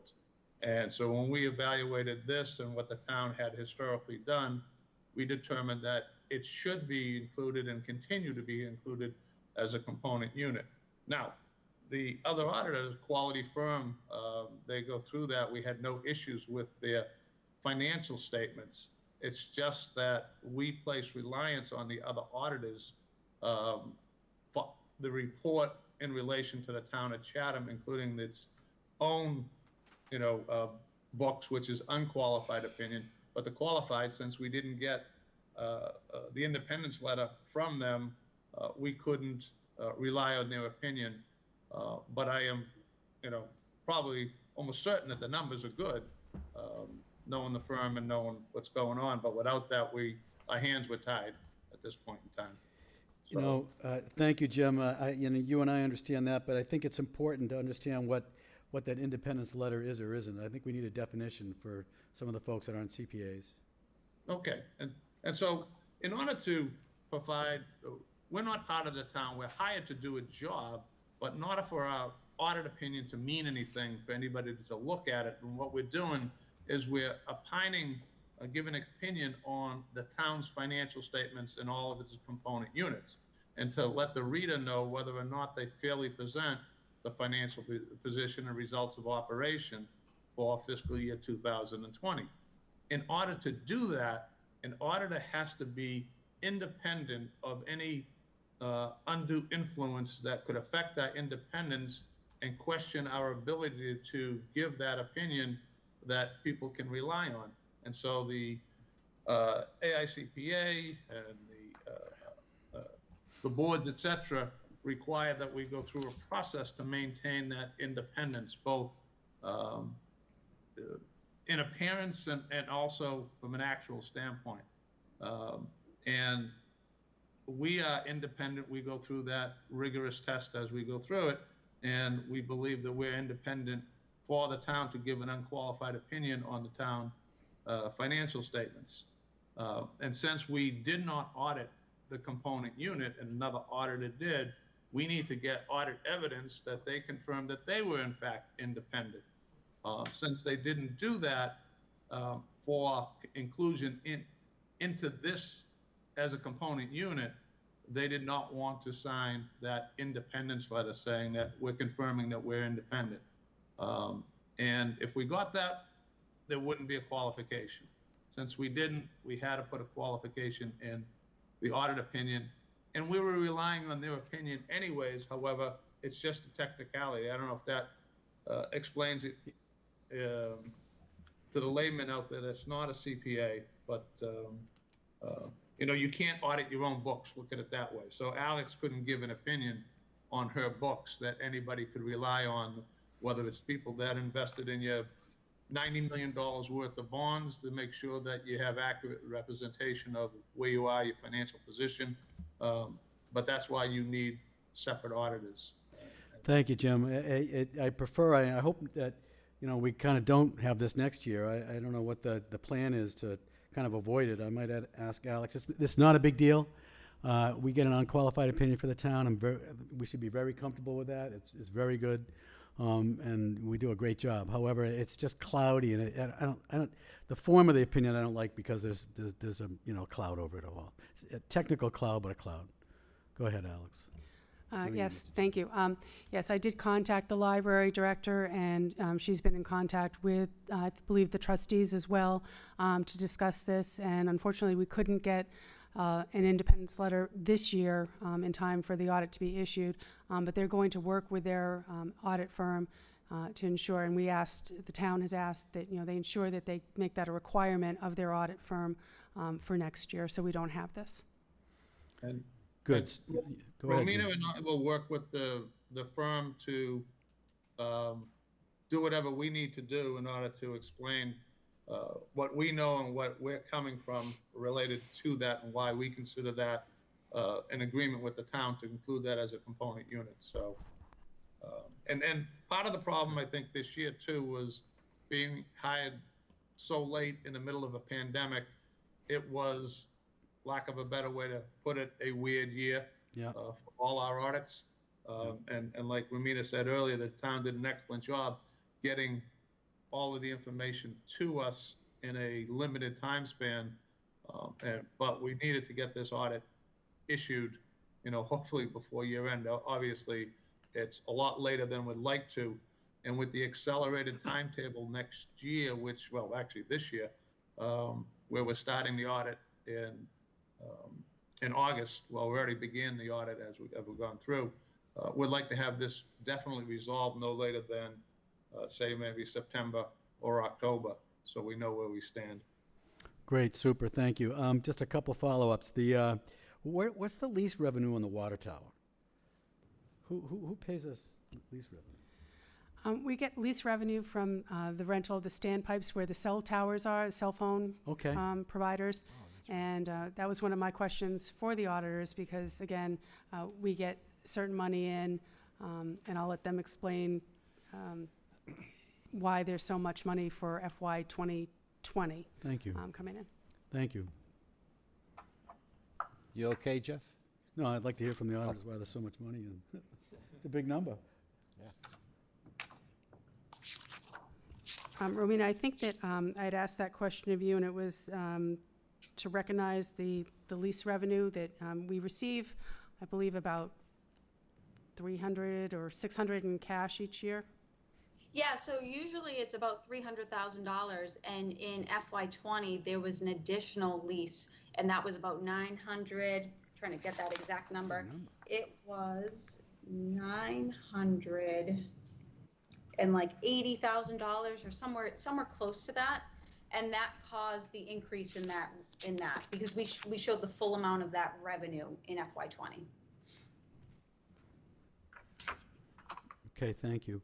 The CFA is an additional exercise. We filed CFAs before, right, Alex? Yes, we have. To Selectman Castro's earlier point, I think it's important for us to know what our debt capacity is all the time. So you do a great job kind of showing our debt drop, our debt schedule, what it costs us every year and stuff, but it's really good to know what our capacity is as well. So to his earlier point, especially if we're entertaining capital projects, as we entertain capital projects, it's really important. I went through the report, you guys. I went through the notes, went through the statements. This is an excellent report. It's tight. Everything ties. You guys did a great job, and I would say it was a very weird year. We're ready to undergo our deal where I work shortly, and it has been a weird year. There's been federal money flying around, and it's just it really has been one of the strangest years in record, as we all know. But anyway, from an accounting perspective, it's been a strange year. But you guys did a great job, and I appreciate your effort. Starting in January and finishing up now, you did fine. You did great. So I thank you. And it just pleased to get an unqualified opinion, and I know how hard Alex and her team have been working. So I thank you very much. Could I add one thing on the debt, because it seems an important thing to note, is that on page 45, all of the Mass Clean Water Trust debt is significantly subsidized, either at 0% or 2% rate. And so you're saving a lot of money by going out and using the Clean Water Trust. And in the middle of it, you did in the U.S. State Rural Development for the sewer grant, you got a 2.75% interest rate on a $23 million issue. So that debt is extremely beneficial from the standpoint of getting the most bang for your buck. We're only really paying a small amount in interest over the years. Yeah, great point. That debt is extremely well financed. We were shovel ready when monies were available, and we went right at it. We had the projects in line, and we pounced on those low rates and the zero interest rates. So the Chatham was ready to go when it was just really opportune timing on the part of the town. But yeah, it's a great point. I don't know what our all-in interest rate. We should probably calculate that and know that too, and get that out there in the public, because it's extremely well financed. Incredible. Well, anyway, thank you guys. Yeah. That's all I have, Mr. Chairman. Thank you, Jeff. And yeah, that's a testament to planning ahead. Shireen? The question I had was on the library, and it was... That was answered? Okay. Yeah, thanks. Dean? Yeah, just a couple of points with respect to the library. As the board's liaison to the library trustees, I will bring this up at the next meeting of the trustees, unless that's going to complicate things further. But I'll make sure that the trustees are fully apprised of this matter. The second thing I wanted to point out, also on the subject of debt, in addition to the zero and low interest rates, we're going to be getting refunded some of the money we've already spent because of our portion. I think we're getting about $4 million back from the short-term rental tax. Yeah, from the Cape Cod and Islands Water Protection Fund. Yeah. Chatham has been awarded subsidies on existing debt, or pre-existing debt of $8.6 million. That will be paid over the next 10 years. We also have a subsidy on Clean Water Trust the CW 1814 and the 1947 of about $2.3 million, and then an additional about 2.1 has been approved for the contingent projects of the that were just approved at the town meeting. So that's good. Excellent information. So we're in very good shape debt-wise in this town. I'm Go ahead. sorry, I'm if sorry, I Alex, may, go ahead. I do have the latest unissued, our debt capacity was $246,277,271. Great, thank you. And that was before we issued debt, though, before the end of this year, so. And we have a AAA rating. So unless, I will offer a Jeff has one motion. more comment. No, I'm extremely pleased you mentioned the relief we're gonna get going forward. I think I asked for that for an agenda item, a couple months ago, but that's very important to emphasize. That really nets down our overall debt service and the amount of debt that's just wonderful that we're getting credit for our investment. So I think the town really needs to know and the voters need to know, and when we're contemplating taking on new debt, they need to know. We need to know as we contemplate new capital projects. It's very important. So, Alex, you said we have $246 million debt capacity? $246 million in debt capacity. Okay. I also want to make one brief comment that the library has a balance sheet. The library has $6.3 million of investments. That's pretty substantial. Pretty cool. Anyway, Thank you. all the comments I have. Anything else? Okay. For a motion? I'm offering a motion, Mr. Chair. I move that the Select Board accept the audit report as presented by the firm of Powers and Sullivan, LLC. And I'll second that. Okay, any comments? Seeing none, we'll do a roll call. We'll start down there with Jeff. Aye. Dean. Aye. Corey. Aye. Shireen. Aye. Chair says aye. Thank you very much. Thank you very much for a very excellent presentation and discussion. All right, thank you all. Thank you. Thank you. Okay, next on our list is the Comcast Cable TV negotiations. I guess you're it, Alex. Thank you. Yes, this is just an update to the board on the contract negotiations with Comcast. The Cable Advisory Chair, Huntley Harrison, myself, as well as Ryan Darman and our special counsel, Peter Epstein, have been meeting remotely with Comcast to discuss. And we have another meeting this coming Thursday morning, so we'll have another update for you. But just basically, we wanted to put out what the major items of differences are at this time. And one is the term. The Select Board had requested a 5-year term for the new contract, and Comcast is pretty adamant about sticking to a 10-year term at this time. So again, that was the first item. Capital funding, Comcast proposes $244,400 over the 10-year term, paid annually, and that is what is in the current contract with Comcast, so there's no change. It hasn't been decreased. However, the town did request $500,000 over 5 years, and we think there might be some room for negotiation there. So again, we'll be providing an update. The franchise fee, the town has requested 5%. Comcast has offered 4.5%. Again, the current amount that we get now. But other towns have received 5%, so this is currently an item for discussion that we think there is some wiggle room. The iNet, Comcast is not, this is the institutional network that the Comcast has provided for the town, and they are not providing this to any towns moving forward.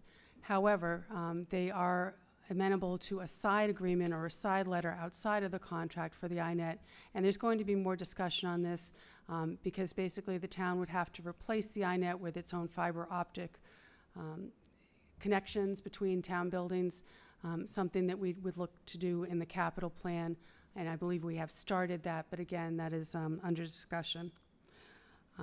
HD channels, the town has requested 4 HD channels. Comcast only proposed the standard definition channel. They have provided HD channels to other towns, so we think that we are likely to get 1, but probably most likely not 4.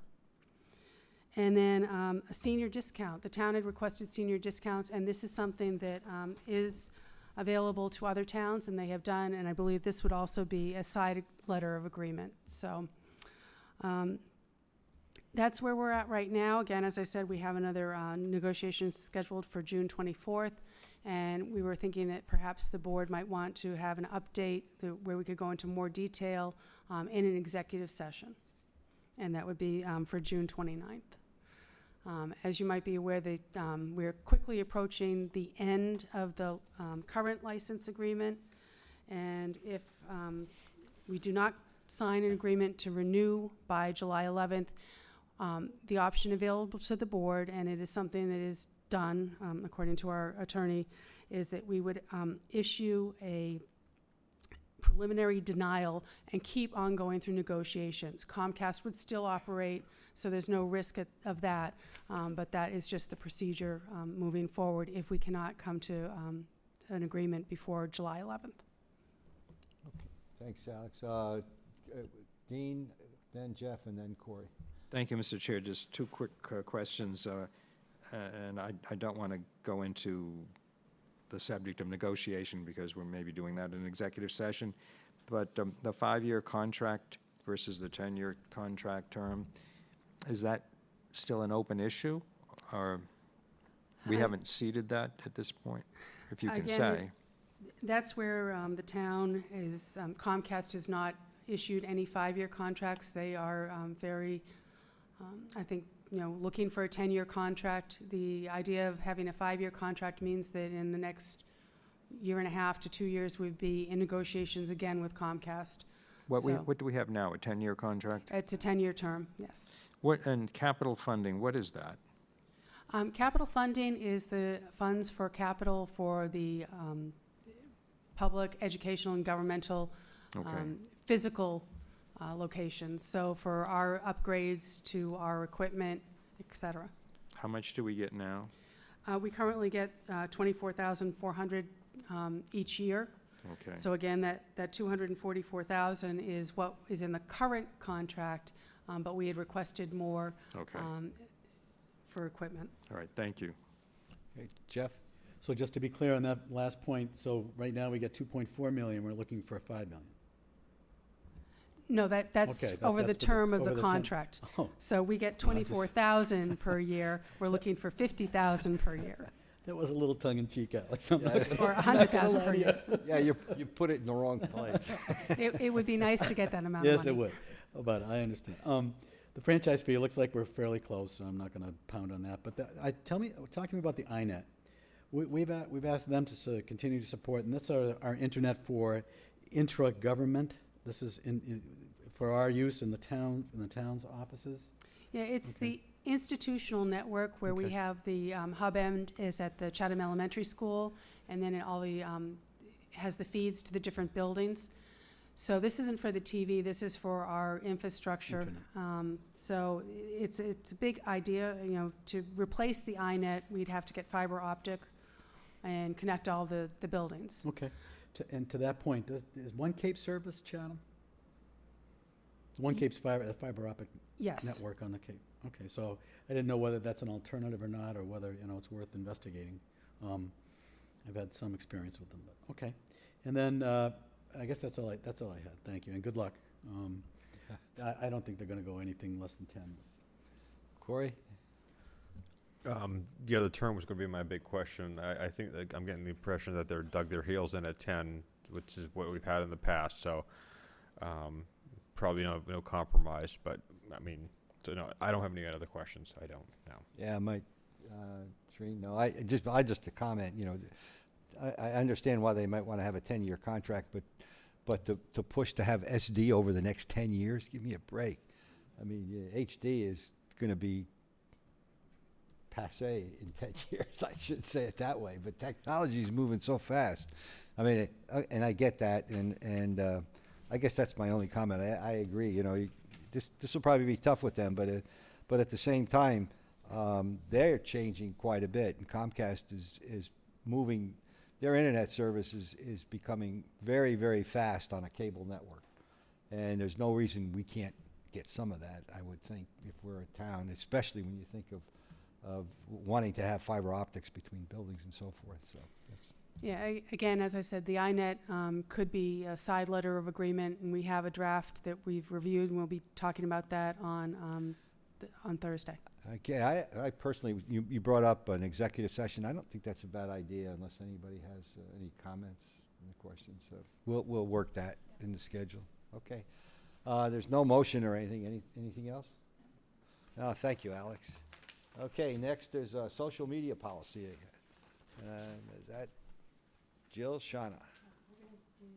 Did I miss one? Yes, the Energy Committee. Oh, geez, is Bob Werschafter still on? I'll hear about it. Welcome, Bob. I'm sorry. Consider change of the charge for the Energy Committee. Change the name and also the charge. I think it makes sense. Go ahead, Bob. So we want to change our name from the Energy Committee to the Chatham Energy and Climate Action Committee. Is our hope that we can begin to look at more than just the energy impacts that are affecting Chatham, but also emissions, sea rise, and other issues that come from climate change. The committee is interested. I think there's a couple people that would join, and it would become more active if it had a little bit broader charge. We would pretty much be the I guess we would be the canary out there looking at issues and bringing them to the existing committees that actually do most of the implementation in the town. So we're not expecting to solve these issues, but just be more of a one place where we can make sure that these issues are being addressed within the town. Okay, thanks, Bob. Any comments from the board? Shereen? I think it's a really smart idea to do this. I know that we had talked about working towards some educational outreach to citizens on water conservation and things like that. And this might be where that lands in the bigger picture. I think that the climate change issues are complicated to some people, not on their radar at all. Nitrogen loading, fertilizing, soil health, a lot of things that are, could help, mitigate climate change could be done in different efforts through different committees, different departments. Always thinking ahead to some of the things that we're going to be facing, especially with the coastal resiliency issues that the town's going to have, and the health of our harbors and estuaries as well. So I think this is a big project for you guys, though. I mean, you ready to take something like this on? I believe the committee is actually more excited to have more to do, actually, and being able to be more effective in solving Chatham's issues. So yes, I do. I think one of the things that our board should maybe do is set some policy guidelines around, or some sort of concept pieces that we want to throw at the committee if we do approve this change, to sort of give them the guidance of what we're looking from a policy perspective, so we're all on the same page. Thank you. That's all I have. Okay, thank you. Dean and then Corey. Okay. I was going to defer to Corey, but just very quickly, apropos of what Shereen was just saying, perhaps you might want to consider adding a committee or two in your list of other departments and committees at the end. I was thinking of the Water and Sewer Advisory Committee because Corrine touched on that.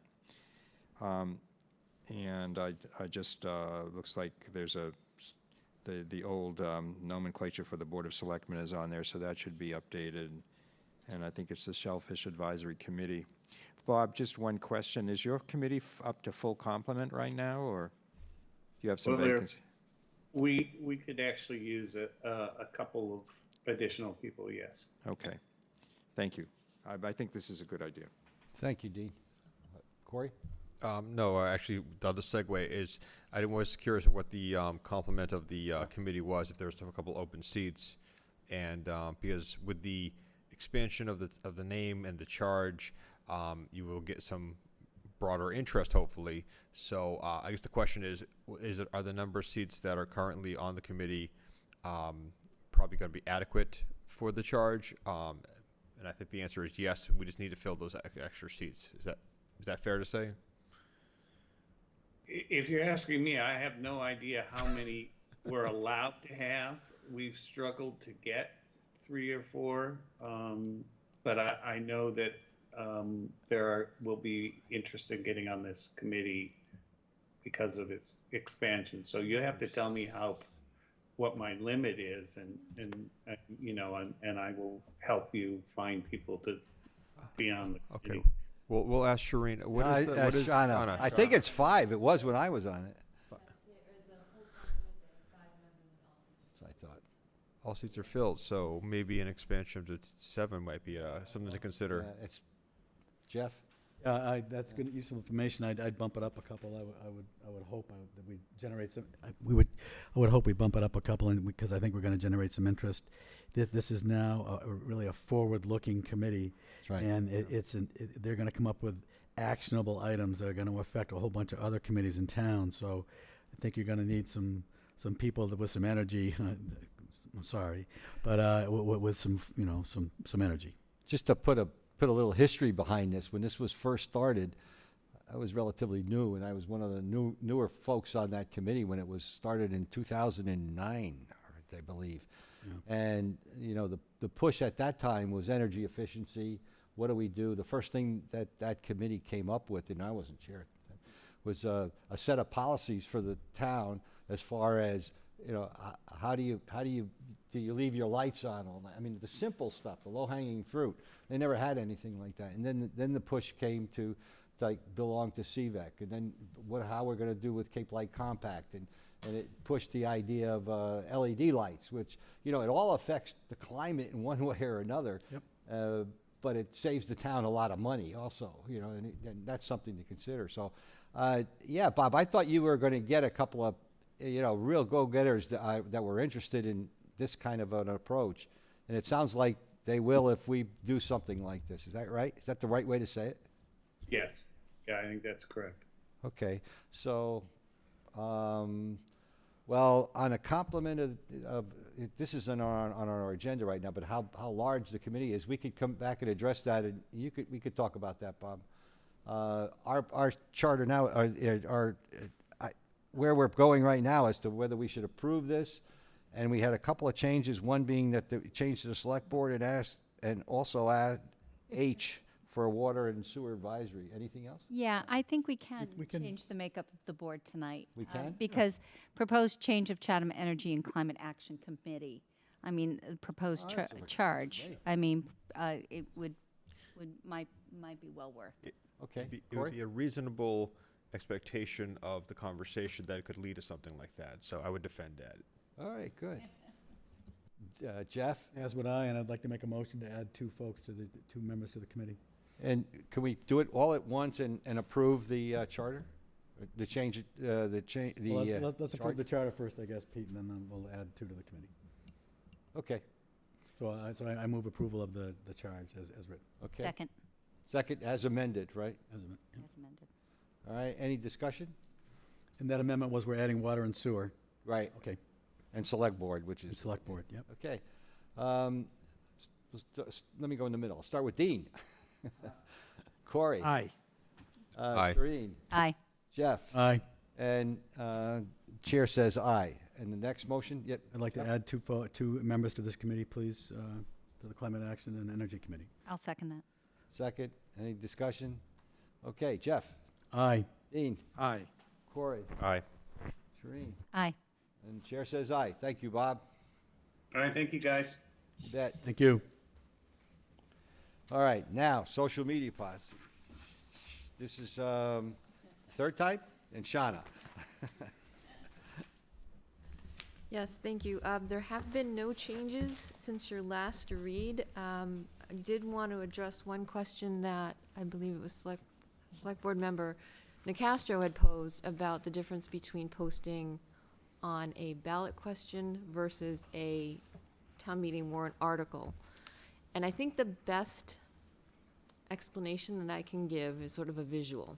So if you'll imagine the annual town meeting banner on the community center lawn, that's owned by the town. That's the town saying that there is a an annual town meeting coming up. And then if someone slapped a bumper sticker for a particular candidate or a particular warrant article to vote it up or down, we would have the right to take that sticker off. So it's sort of the same thing. We own the posting, but we don't want it to appear by somebody else's action that we are promoting an article, a ballot question, or a candidate. So all three of those would be treated in the same manner. I did have, thank you, Shauna, for that explanation. There is one, I think it's a typo, I think I've mentioned it before, but I think it fell through the cracks.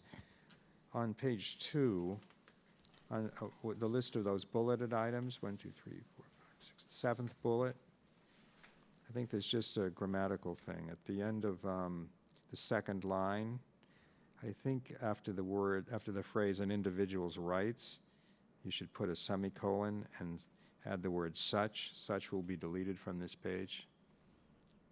That's all. Thank you.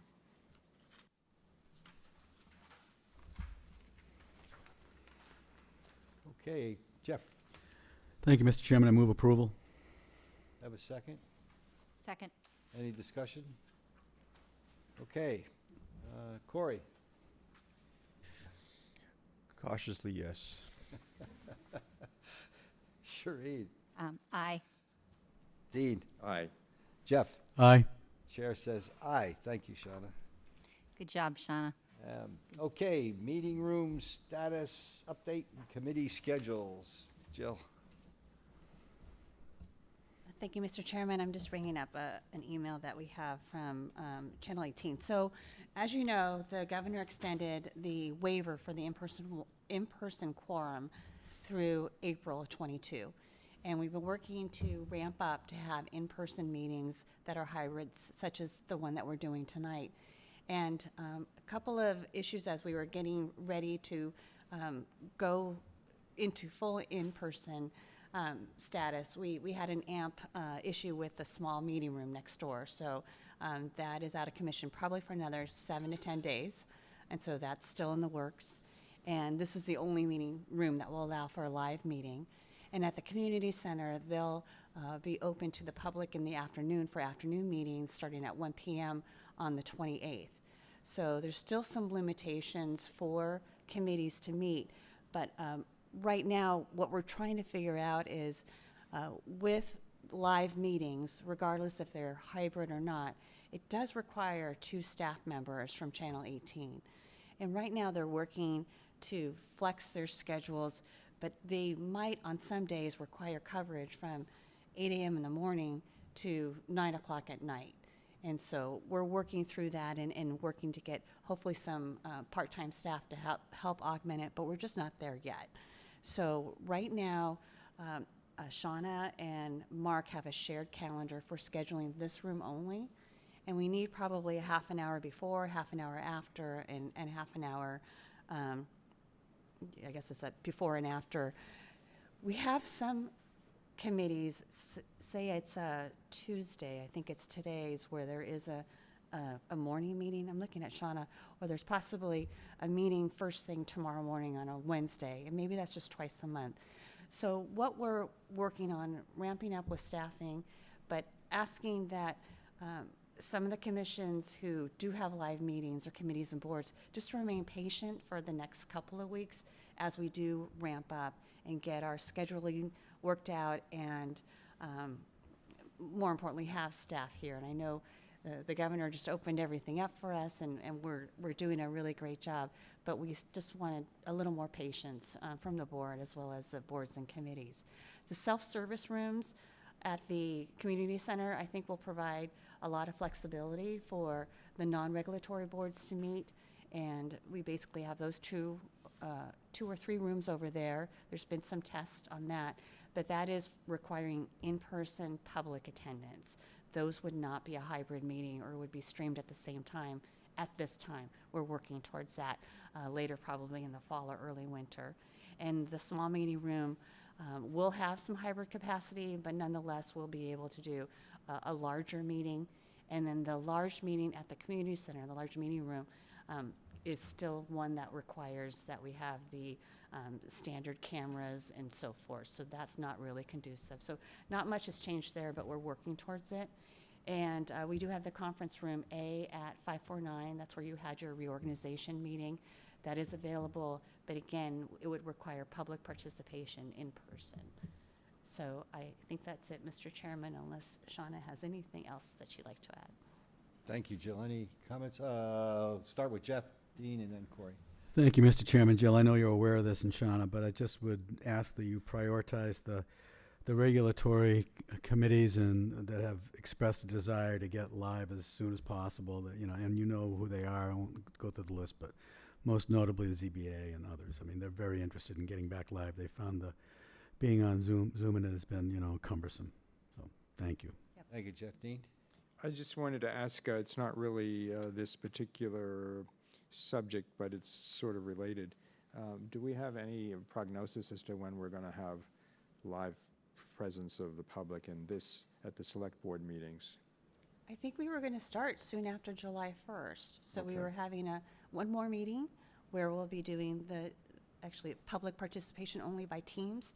And then the first meeting in July, it will be a hybrid in-person and teams participation by the public. We anticipate going forward that we'll continue to have that hybrid, but allow the public here, because I think it's probably a good thing. That's what our plan is, and the technology out there is getting more simple to allow for that. I noticed there's, a section on the self-service rooms. I noticed it as I was clicking on to record that there is a streaming button that we could do that we haven't activated yet. So I think that's going to be something that we can do in a much easier manner too. Thank you. Thank you. Corey? Oh, thank you, Peter. No, I just wanted to pitch again. I know the waterways committees, they don't have to be live. The self-service rooms would be fine, but I know in person they want to start meeting, especially Aunt Lydia's Cove and the waterway guys, the crew. They have some more slightly time-sensitive issues, especially with input on the Coast Guard and some other waterway items. So we can do everything to kind of get them in place in the near future. That would be greatly appreciated. Yeah. Okay. Anything else? That's it, just a quick update. Okay. Thank you, Shereen. Thank you, Jill. Sorry. Force of habit. All right. Next, our reappointment to boards and commissions, and we're looking at the Board of Health. where Mr. there- Chairman, I think we Yep. need to discuss the meeting dates. Did we go through the summer schedule for the select board? I have that next, after this. Oh, that's afterwards, okay. Yeah. Thank you. Sorry. Okay. So Board of Health, 2 vacancies for terms to June 30th, 2024, and 2 vacancies for alternate members, terms to June 30th. And we have three individuals, and I'll accept the motion. Excuse me. Go ahead, Jeff. I move to appoint Ron Broman to the Board of Health until June 30th, 2024, until sooner revoked or a successor is appointed. I have a second. Okay. We have to do a roll call on this one also, huh? Yeah. You should. You have 2 with a term of 2024, and then 1 alternate member. Okay, so that's to 2024 is what you Yes. said. Okay. Jeff? Aye. Dean? Aye. Corey? Aye. Shereen? Aye. And chair says aye. We have a move to an appointment, another one until June 30th, 2024. Mr. Jeff? Chair, Go ahead. Go ahead. I move to appoint Carol Boyce to the Board of Health until June 30th, 2024, unless sooner revoked or a successor is appointed. Second. Second. Okay, Shereen? Aye. Corey? Aye. Dean? Aye. Jeff? Aye. Chair says aye. We have one more to appoint as an alternate. Jeff? I move to appoint Dr. Richard Edwards to the Board of Health as an alternate member until June 30th, 2022, unless sooner revoked or a successor is appointed. Second. Second, okay, vote. Corey? Aye. Dean? Aye. Jeff? Aye. Shereen? Aye. Chair says aye. Thank you, gentlemen. And Adam? We're done. Okay, now we consider our summer schedule, and we have before us a number. I mean, I've heard anecdotally that after 2 years of not having a summer schedule, maybe it's a good time to try to do it this year. And I can understand that. We've had, 2 years of important things. Well, we always do important things. I never take away from that. But 2 years ago, we were pushing a couple of capital projects, and that was important because we wanted to move. And last year, we were in the middle of COVID. So, Shireen. I'm fine with the schedule. I know that we're going to be talking about the water issues throughout the summer with a potential special town meeting coming up. Is that correct, Jill? Yep, potentially in late summer, early fall. Okay. The meeting dates that are in here are all of the meeting dates, so it would be for you to decide which ones you don't want to meet on. Okay. And there's also the idea that if we had to schedule one, even though it wasn't scheduled, we could go we ahead could do and do that. it. Okay. Sure. I'm fine with that. I just, I'm not available August 3rd. That's the only one I'm not available for. August which? 3rd. 3rd, okay. I Personally, mean, no, I'm sorry, 10th. 10th, mine is the 30th if we can do it. Dean? Well, Mr. Chair, I am available any one of these dates. In prior years, we went every other week. Right. I would suggest we do the same. Try to accommodate the dates you're not either of you or others are not available. And as Shireen said, we can always call special meetings as needed. So I don't know which ones we want to choose, but I think it should be every other week. I could put one suggestion on the board. Corey, you had your hand up. I'll let you do that first. No, I was going to say, I think it would be wonderful to go to a bi-weekly schedule every other week. I think I have to be very clear. I'm more than willing if we have something that comes up to meet on a weekly basis. If something comes up, more than happy to do it. Sure. But the taste I'm receiving so far this summer, it's going to be a bit of a carnival, and it's going to be a bit of a ride. So I'm buckling myself in for a busy summer. And the time off would not be to sit on the beach sipping cocktails and everything. It's going to be working. So, yeah, I'm open to any nights off, and if something comes up, more than happy to come in. Yeah, I have a personal thing in the end of August. So if I went back from that and it was every other week, I'll start with. We would let me make sure I do this correctly so I don't mess it up. Yeah, we would meet on, and this can change, and it's just something to put out there. July 13th, the 27th, August 10th, August 24th. I heard you say August 10th was not good. We can That's change fine, that. but, We can change. as long as you have a quorum and adjust Well. accordingly, it's okay. I mean, Okay. it's not a crime that we miss a meeting. Summer. Jeff, I had those ticked as well. Those are fine with me. Could you rephrase? yeah, we would meet on the 13th, July 13th, Right. July 27th, August 10th, August 24th. And then the next one would be 7th September, which is also Rosh Hashanah. But Okay. But if we meet, Mr. Chairman, if we meet on the 24th, we kind of avoid the end of August. Typically, it's a great vacation week, and you go into Labor Day, et cetera. in the Labor Day, right? So I had those very weeks ticked. So I'm in agreement. And if we need to change it, we can always modify it. If we need to change it, we'll change it. Yeah. Do I need a motion for that, or we just do, We would like a motion for that. I Thank bet you. So moved. So Second. Jeff, second? I move that we meet on Oh. July 13th, July 27th, August 10th, August 24th for a summer schedule. Second. Okay, second. All right, Dean, Aye. Jeff, Aye. Corey, Aye. Shereen, Aye. chair says aye. And that's it, huh? Mr. Chair, can Shauna send us an email with that? Thanks. You okay with that? Thanks, Shauna. All right, good. Thank you. And all I need now is a motion to adjourn. So moved. Second. Second. All right, Jeff, Aye. Dean, Aye. Corey, Aye. Shereen. Aye. Chair says aye, and good evening, Chatham. Have a nice week.